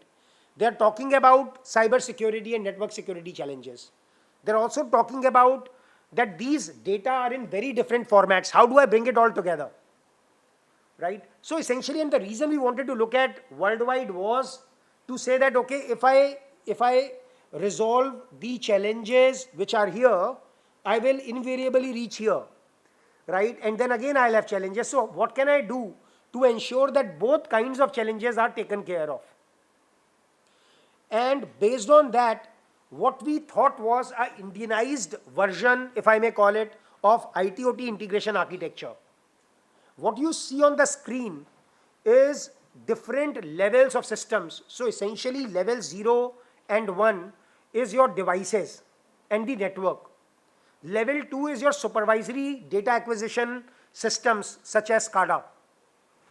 Level 3 is what I would call the data integration layer, where actually the data can come in and you can play with the data, massage the data, cleanse the data, and then work on that data. And level 4 is the enterprise IT systems, which is where most of the users play, right?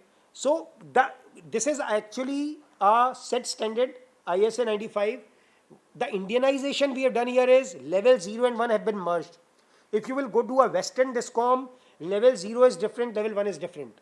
However, we believe that at least in the beginning, in the initial stages, you do not need these two different levels in India. Therefore, level 0 and 1 are merged here, right? And I'm just clicking, yes.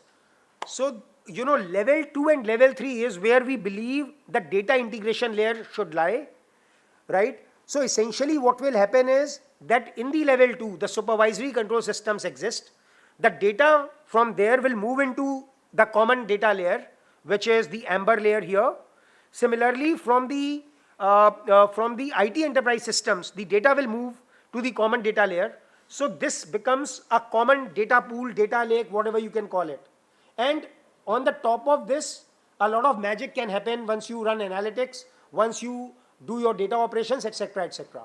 So in our view, this is the way IT/OT integration architecture should look like.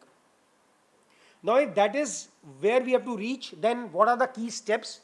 Again, I think this slide looks a little theoretical, but I think it is important. It's basic, but it's important to again appreciate that what will it take for the utilities to really get to IT/OT integration. The first very important step is going to be assessment and planning. And that assessment is to know what their maturity is. Even more importantly, it is to know that what is it that they will be able to solve by doing IT/OT integration, because at the end of the day, it is only a means towards an end. It cannot be an end in itself that I want to do IT/OT integration, right? So can I prioritize my business challenges and then call out that what kind of IT/OT integration I need? I think that's very important. You see a star mark here because I have another slide wherein I'll kind of bring to life what does it mean when we say that you have to have the business prioritization, right? And then obviously the normal stuff which is around, get the scope right and then strategize around, how are we going to do the implementation and then, kind of execute it. So I think I'll not go into 2 and 3, that's very simple. So essentially now coming to, how do you ensure that you are leveraging IT/OT integration as a means towards an end, which is to meet your business goals. So if you look at this, this slide is on the left hand side, these are the typical challenges any utility in the country is facing. High AT&C losses, ACS, ARR gap, low RE integration, peak deficit, high O&M cost, high power purchase cost, customer dissatisfaction. All the DISCOMs face this, right? On the right hand side, solution to enable or strengthen. Now this is your usual systems which are there. Then we have got the critical parameters for consideration. And finally, what are the desired objectives? And you will appreciate again, all these objectives is something which all utilities want to meet, right? So what we did was we picked up peak deficit, for example, right? So when you pick up peak deficit, what you find is that, the things in green become important. So while workforce management is an important aspect, but for this particular use case on peak demand, it may not be the most important. So if as a utility, I have picked up peak demand as my number 1 priority, then when I work, I can let go of workforce management for the time being. But obviously, if I pick up outage management, then maybe, workforce, or high O&M cost, then maybe workforce management might be a very important part to play, right? And then again, when we look at the critical parameters, again, reliable and scalable middleware technologies. It is an important parameter, but if I'm a utility which is looking at peak demand, then maybe I can deprioritize it, right?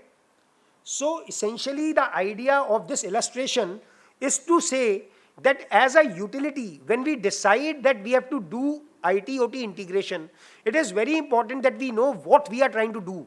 What are we trying to achieve as a business objective, and accordingly go after the systems you want to integrate.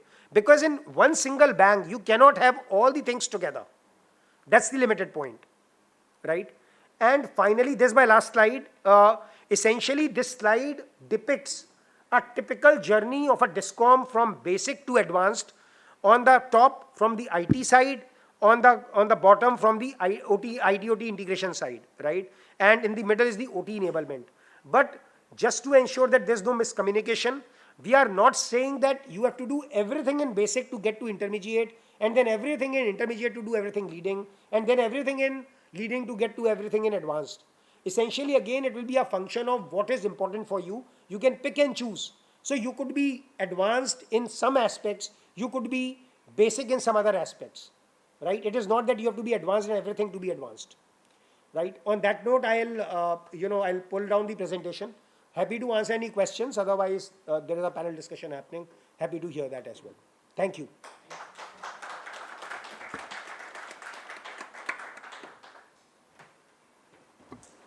Thank you, Anurag.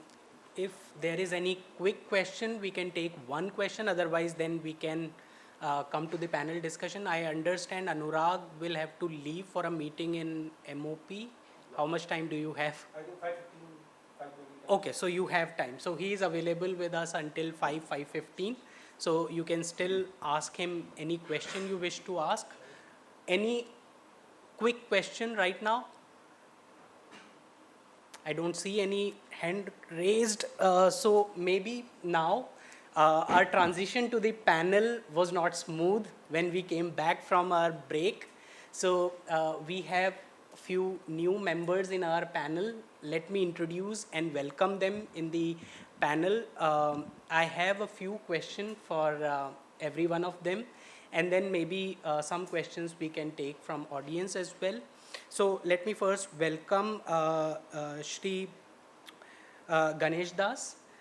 So he is Chief Collaboration and Innovation in Tata Power DDL. And actually, to be very frank, most of us who work in power industry or power domain, we know him very well. We have seen him working. We have seen his presentations, his work as well. So welcome, sir, in the panel. Then we have Mr. Abhinav from Secure Meters. He is Senior Manager Public Policy with Secure Meters. So welcome, Abhinav. Abhinav brings the perspective of manufacturers in this panel. We have one more colleague from Accenture. I think she is... Okay, so we will wait as in when she joins, we can direct questions which are related to her or directed to her. So maybe if Sharan B.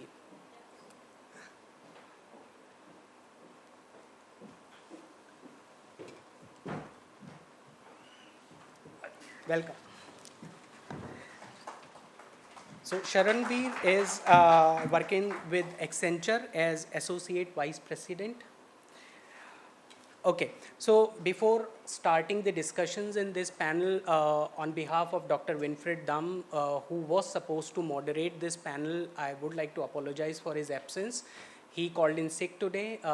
He messaged me at around 12 o'clock that he was not well, and that is why he could not come. But at the same time, he conveyed his wishes to all of you, and I'm sure you would excuse him for his absence.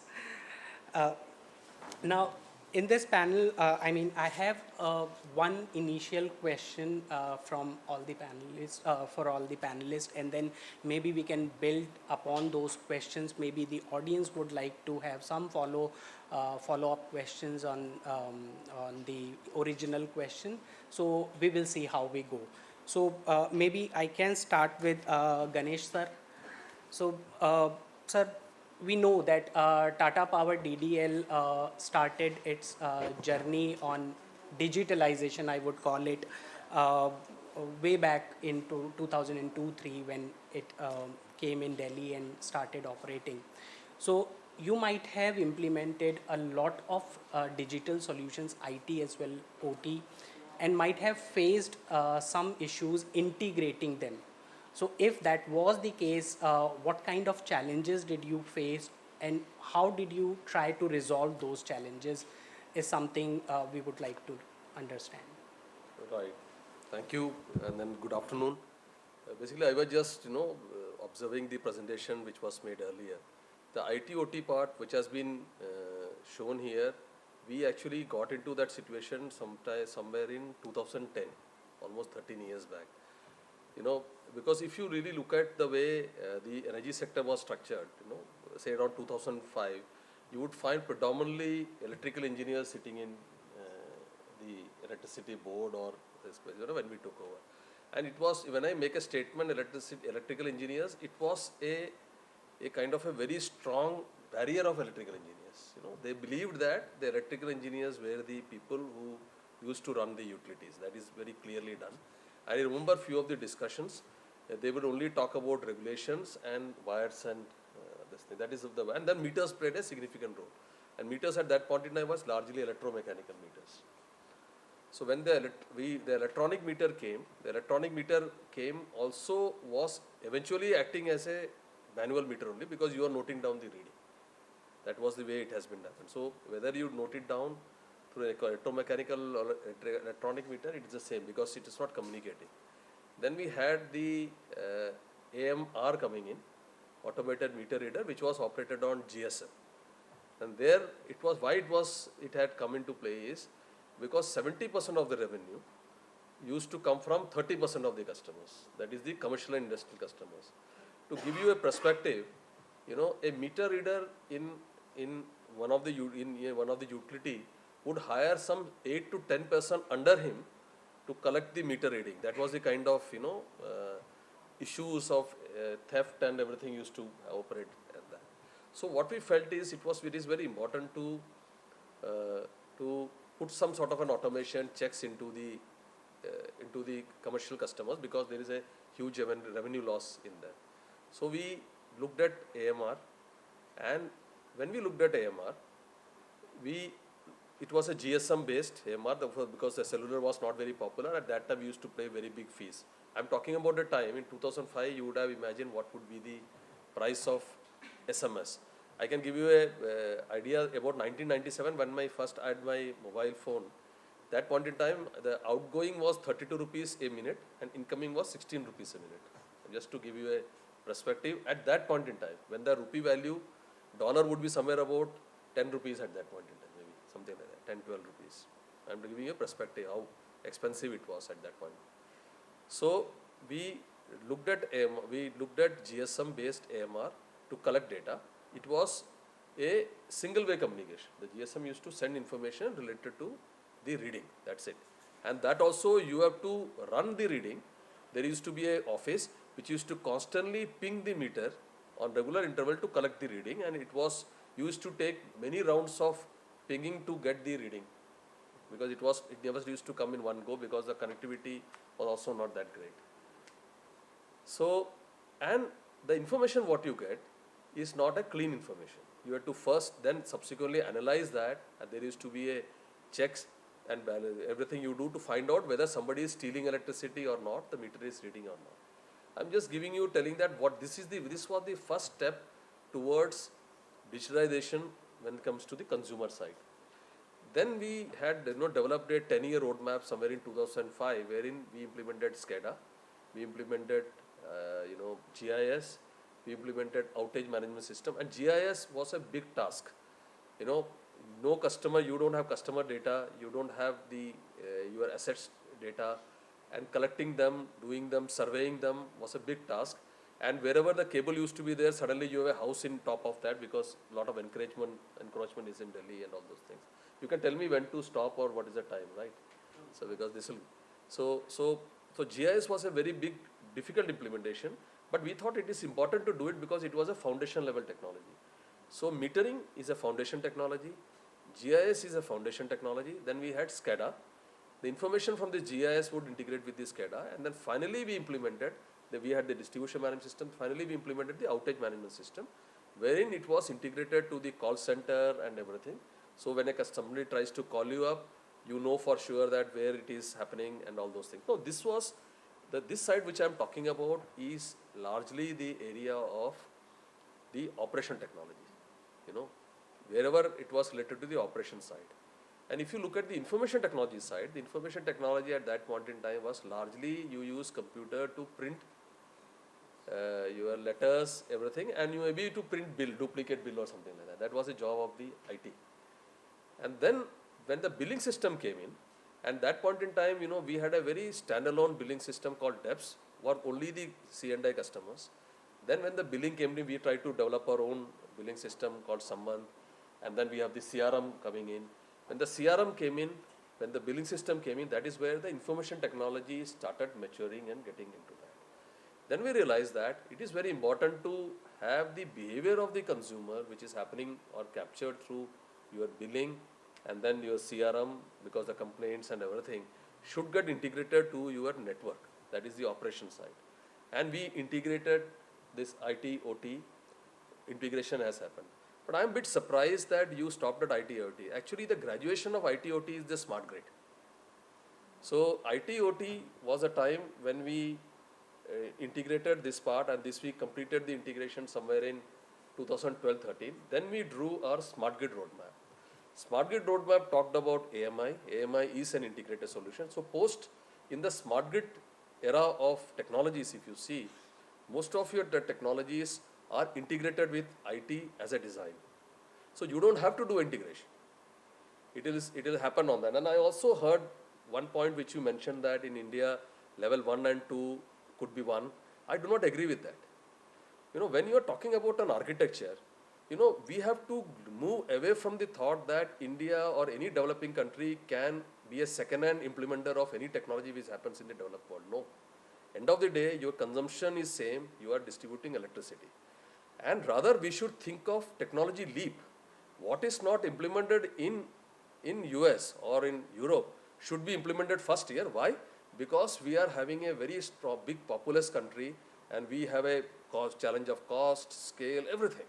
And then it's a developing part of the ecosystem. So, we have to really look at the technology leap. I'll give you an example of technology leap. When SCADA was implemented across the world, only one ADMS was implemented, Advanced Distribution Management System. We were the second country in the world to implement it, or country and the utility in the world to implement the ADMS system. So I'll stop here. Basically, the whole idea I'm trying to say is you start with a process. It all starts with your business process re-engineering. When you are doing your business process engineering, you implement technologies. Your implementation of technology starts with operation technologies.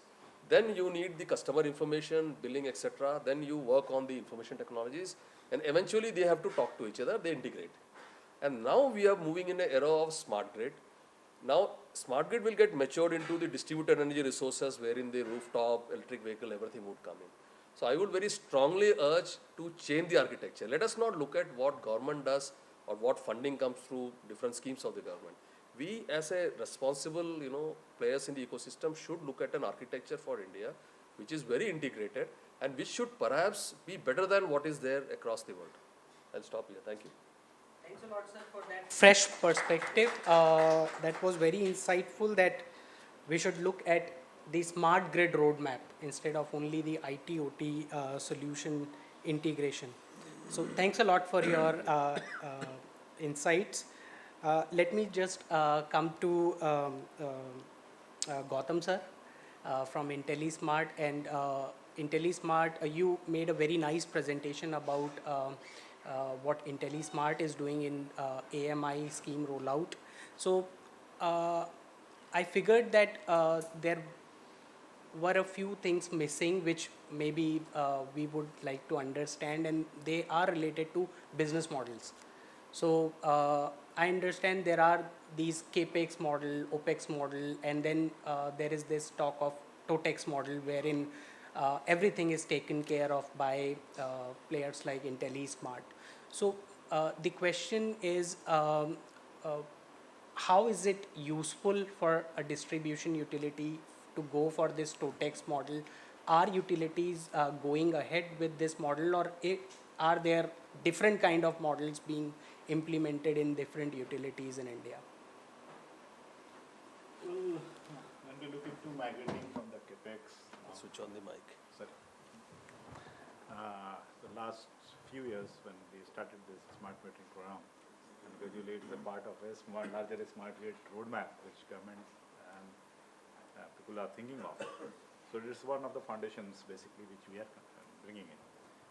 And looking into the way the models basically, when we look into the today's model, the DB foot, what we call it, it's basically a TOTEX sort of model where some contribution is coming as a grant and the rest is from the implementing agency. So I believe looking into the health of the DISCOMs, basically the funding which is available to them, I believe this is one model which the DISCOMs are finding it after quite deliberation that this investment has to come in a infrastructure building, because it's basically a smart grid infrastructure which we need to build. And if you look into the way the infrastructure has built in this country, it has to be from the contribution which is coming from, everything cannot be from the government side. And some of the setups would be certainly need to be there to bring the investments into this large program. If we try to do another way out CAPEX models, they are going to be in piecemeals, and that's where the whole came out that investments has to be with a roadmap, certainly. If you look into the steps again, if you look into the RDSS phase 1, phase 2, is well thought of orchestration, which is there to bring towards that era where we are thinking of bringing all the DISCOMs.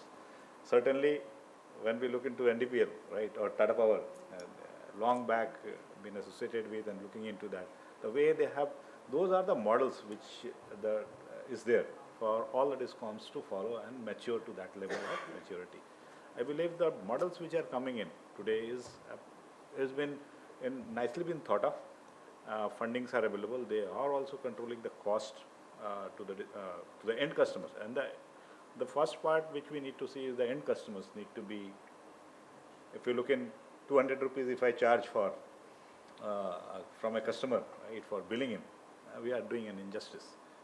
For 500, 600 rupees average bill. So these models have brought those costs down. If you see the tenders which has come, and with this contribution which is coming as a TOTEX, some funding from the central government, some from the state, and the other fundings which are easily available to the larger organization, funding organization infrastructure.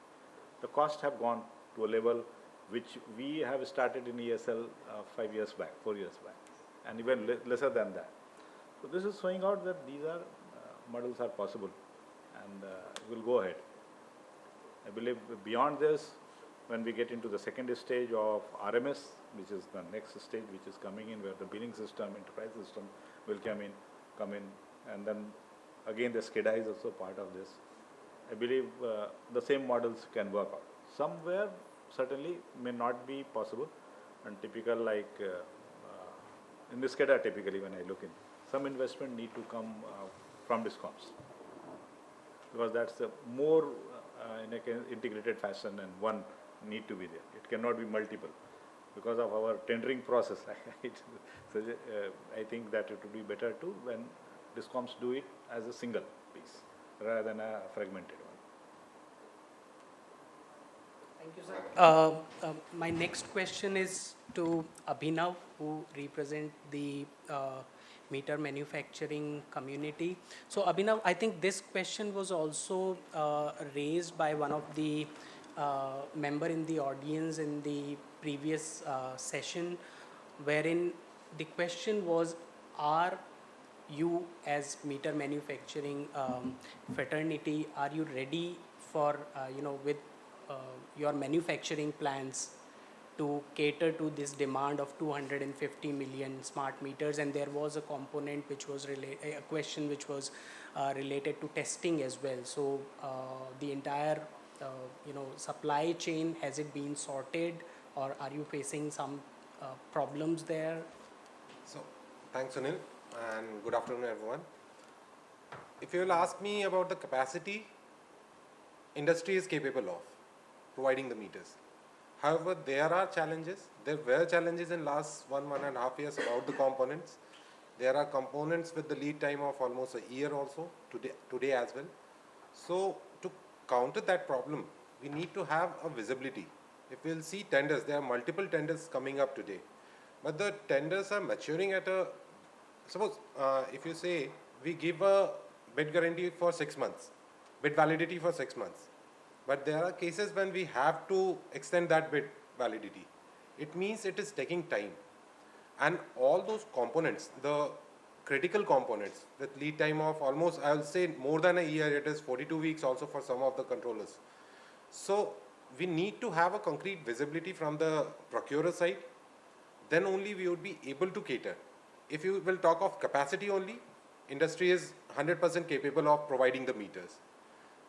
So there has to be a balance between supply and demand. So we have a concrete demand, we will be able to supply those meters. Now, other than availability, one factor is the quality of the components.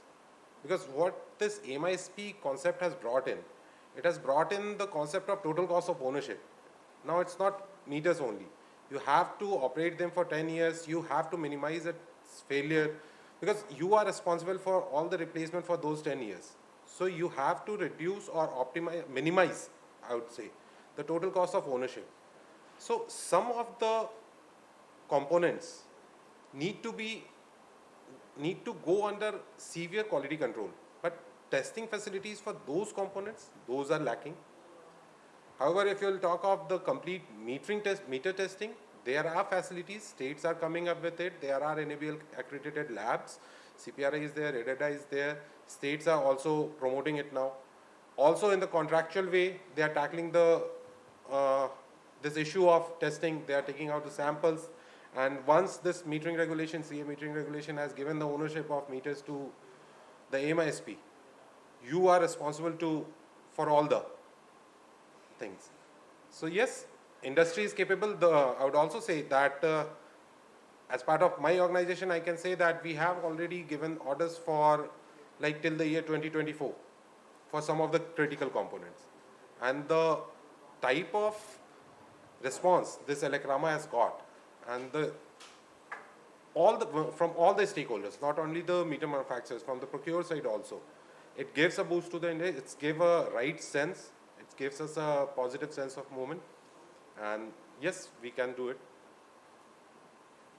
Thank you. It seems it's the right time to be a meter manufacturer in India, isn't it?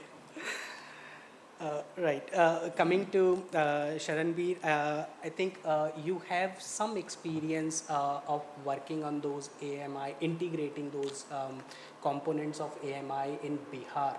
So many a times we listen about or read about many integration problems or challenges. So could you share maybe one or two such issues you might have seen, faced, and then resolved? So, Sunil, thanks for having me here.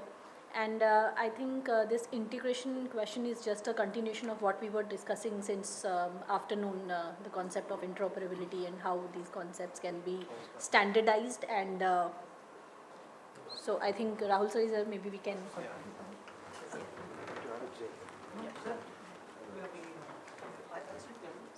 We have CEO of REC PDCL, Shri Rahul Dwivedi with us. Thanks a lot, sir, for gracing this panel. And maybe we were discussing something. Let Sharanveer finish her answer, and then we will come back to you for your keynote address. Sure. So just to bring you on continuation, we were discussing about the integration issues in the application and overall AMI system. So as Anurag mentioned in the morning, if we talk about total ecosystem, there are 3 layers for this integrations or interoperability, starting from meter to network to application. So if we talk about typically of Bihar, at that point of time, so network interoperability was totally not in place, because that was a single network model where only GPRS model was considered, and there was only 3G network which was to be used. So fortunately, as Gautamji was also sharing, that currently the read availability on this network is about 99%, I think, which is quite reasonable from availability point of view. And if we talk about applications in Bihar, so there has been lot of issues, constraints from the integration as well as from the architectural point of view. So when we are discussing this interoperability issues, we are just focusing on how data will exchange between different applications. So in today's scenario, I think not only interoperability, but the interchangeability of a component and how to make a unified solution is equally important. So my concern since morning, I have been listening to all sessions, is, but what I feel is that, in addition to interoperability, we should focus on these 2 points equally, and say this interchangeability and unified. So I would like to give example for both of them. For example, in currently meters which are installed through ESL project, so Gautamji, most of them are on GPRS, right? And currently on 3G. So the current network issue which we are facing is on 3G technology. So how these meters should be interoperable, that not only interoperable but interchangeable also, component wise interchangeable, so that in case there is advancement in technologies, so by interchangeability of those small components, how we can ensure the continuity of these programs. So that's how, why I'm saying that interoperability plus interchangeability should be there. And upon my second recommendation, which is around unified systems. So we see, because we as an Accenture are associated with many distribution companies, And every now and then we see question raising out of there on SBDs that unified systems should be proposed. So how the architecture, not only the standardization of concepts, but how the standardization of these architecture concepts should be taken into consideration so that we have unified systems in place. So I think that's the 2 points which I would like to add in this interoperability concepts. Yeah. Thank you. Now coming to Rahul sir. Thanks a lot, sir, for joining us. And REC is on the front seat of implementing this smart meter rollout program in India. So we discussed a lot of top themes related to AMI interoperability, other IT and OT integration. Ganesh sir was talking about smart grid roadmaps. But one thing we would, we did not discuss, and that was related to consumer engagement. So how are the implementing agencies or nodal agencies ensuring that there is a constant consumer engagement while implementing these large scale programs? So I think that is a great question, because in a country like India, where we are going to reach every household, around 25 CR households, and we are going to install a smart meter in all these households. So naturally this question is going to come up, and because India is a democracy, so there is going to be some two-way exchange of ideas, some kind of doubts, some kind of suspicions, and then some kind of nudging and persuasion from either side. So there are many layers to it. So I would start with from the government's point of view, that we have identified this issue in the very beginning itself. In fact, some of the pioneer states which have implemented smart metering program to a limited extent in those states, for example Jammu and Kashmir, and then Bihar, and then Assam.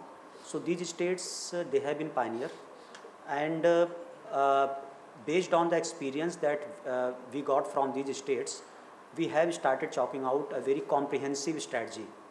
So Government of India has also created a group, expert group, which is called Expert Group on Smart Metering, which I am heading. And this expert group of smart metering has been given the mandate for a comprehensive engagement of consumers. So when I say comprehensive, that means it has to be done at various layers. First layer is going to be from the Government of India's point of view. Second layer is going to be the distribution company, and the third layer is going to be from the smart metering service provider, we call MISP's engagement. So all these three layers are going to be very important, and depending on where they are situated, their roles are going to be very much different. I'll give you some example.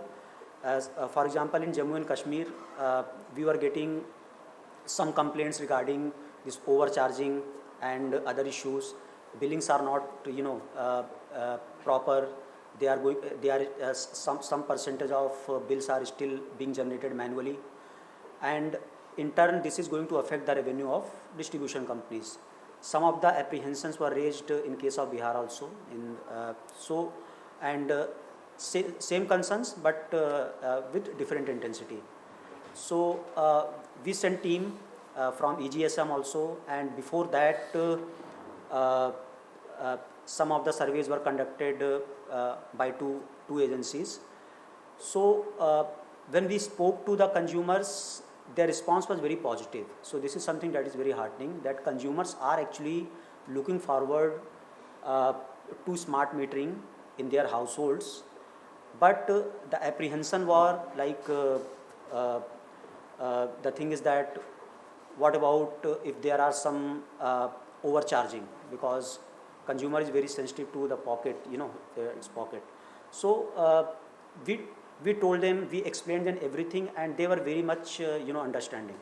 So they understood everything, because some of the issues were related to like the previous bills which were not paid by the consumers, and they were then getting accumulated into their current bills. And apart from that, we also told them about how this smart metering works, how you are going to work with smart metering which is prepaid. So postpaid is something that is going to go away in near future.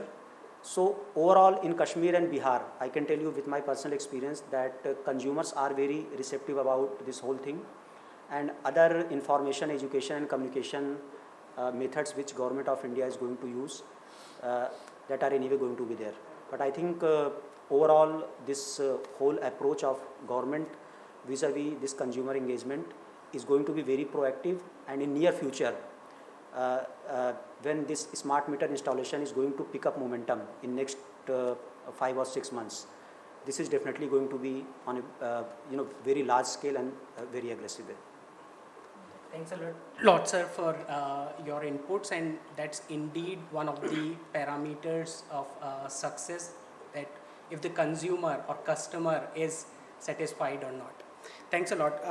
Now I come to Arvind sir for my last question, and I will refer to your presentation wherein you showed many use cases of data which would be generated through those smart meters, and you mentioned about ROI being one of the factors for utilities to use that data for any application. And then I thought probably demand response or energy efficiency within the households or CNI segment could be one of the use case where probably the ROI would be there, positive. So what are your takes on that?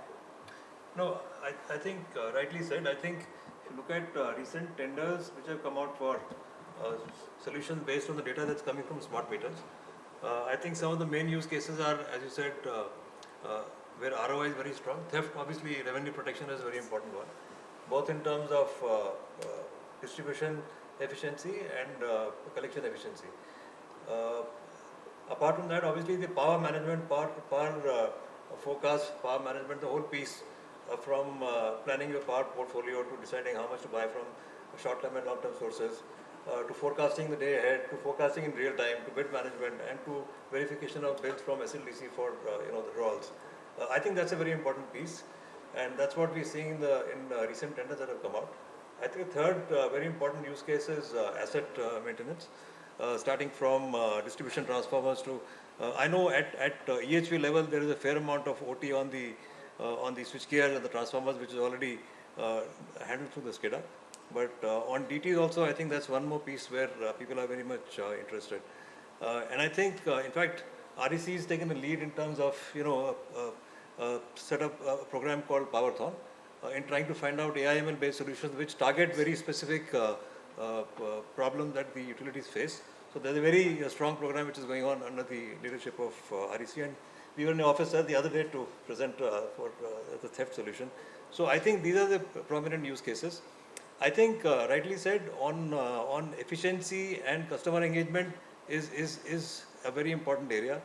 Although it's very difficult to prescribe a clear ROI for some of these things, right? To capture the value of energy efficiency at the customer's home and be able to translate into benefits, at the end of the day.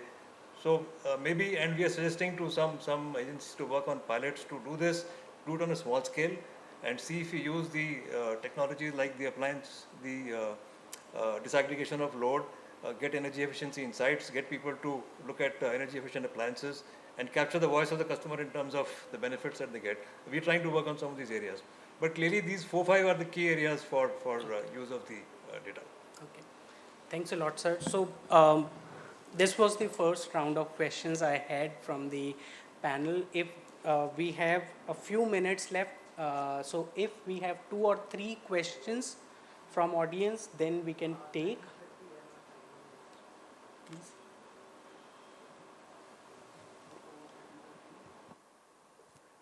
Good evening, everyone.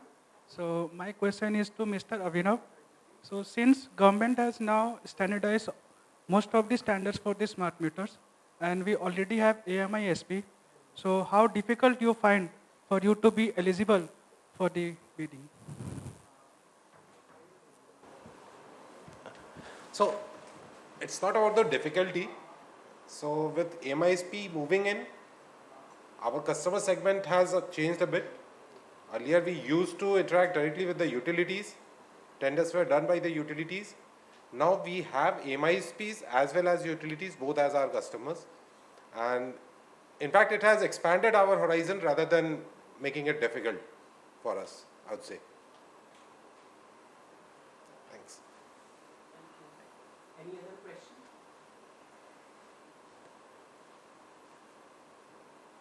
Seems not. Then maybe I would like to thank all the panelists here on dais for sparing some time out of their schedule for all this discussion, very interesting discussion.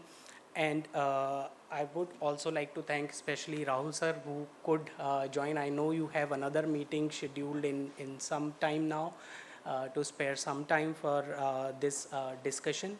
And in the end, I would like to say that if we are able to implement those 250 smart meters by the time like early 2026, I think we would be the biggest implementer of AMI solution. I have seen some of the European countries who are struggling with various issues related to AMI, but and even we may be facing a few roadblocks, but that gives a message that we are on the right path.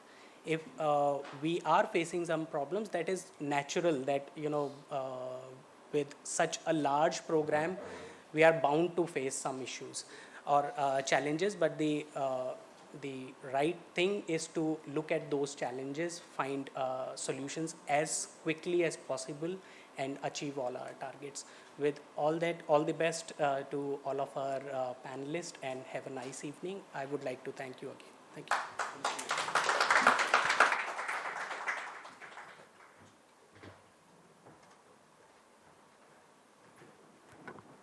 Thank you, Sunil sir. Once again, thank you all the panelists for the insightful discussion that we had now. So we have come to the end of our session. Right now, we'll be distributing the mementos. May I request Rahul sir, if you can please distribute the mementos. I'll be calling out the names. To start with, Anurag Johri sir. Mementos.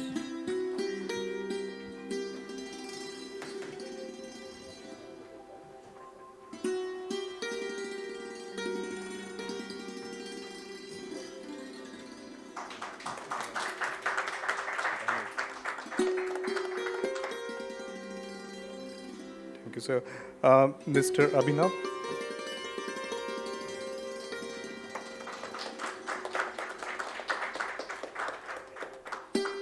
Mr. Ganesh Das.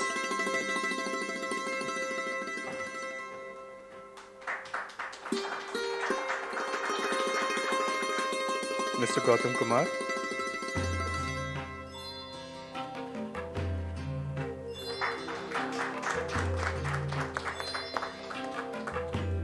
Ms. Sharan Birpal.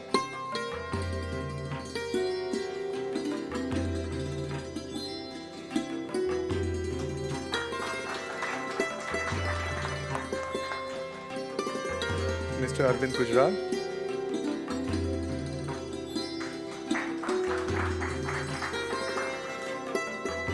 Mr. Sunil Sharma.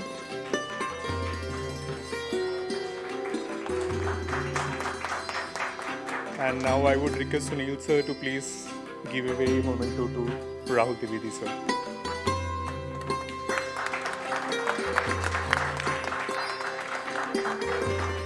Thank you so much everyone. We'll have a group photo right now.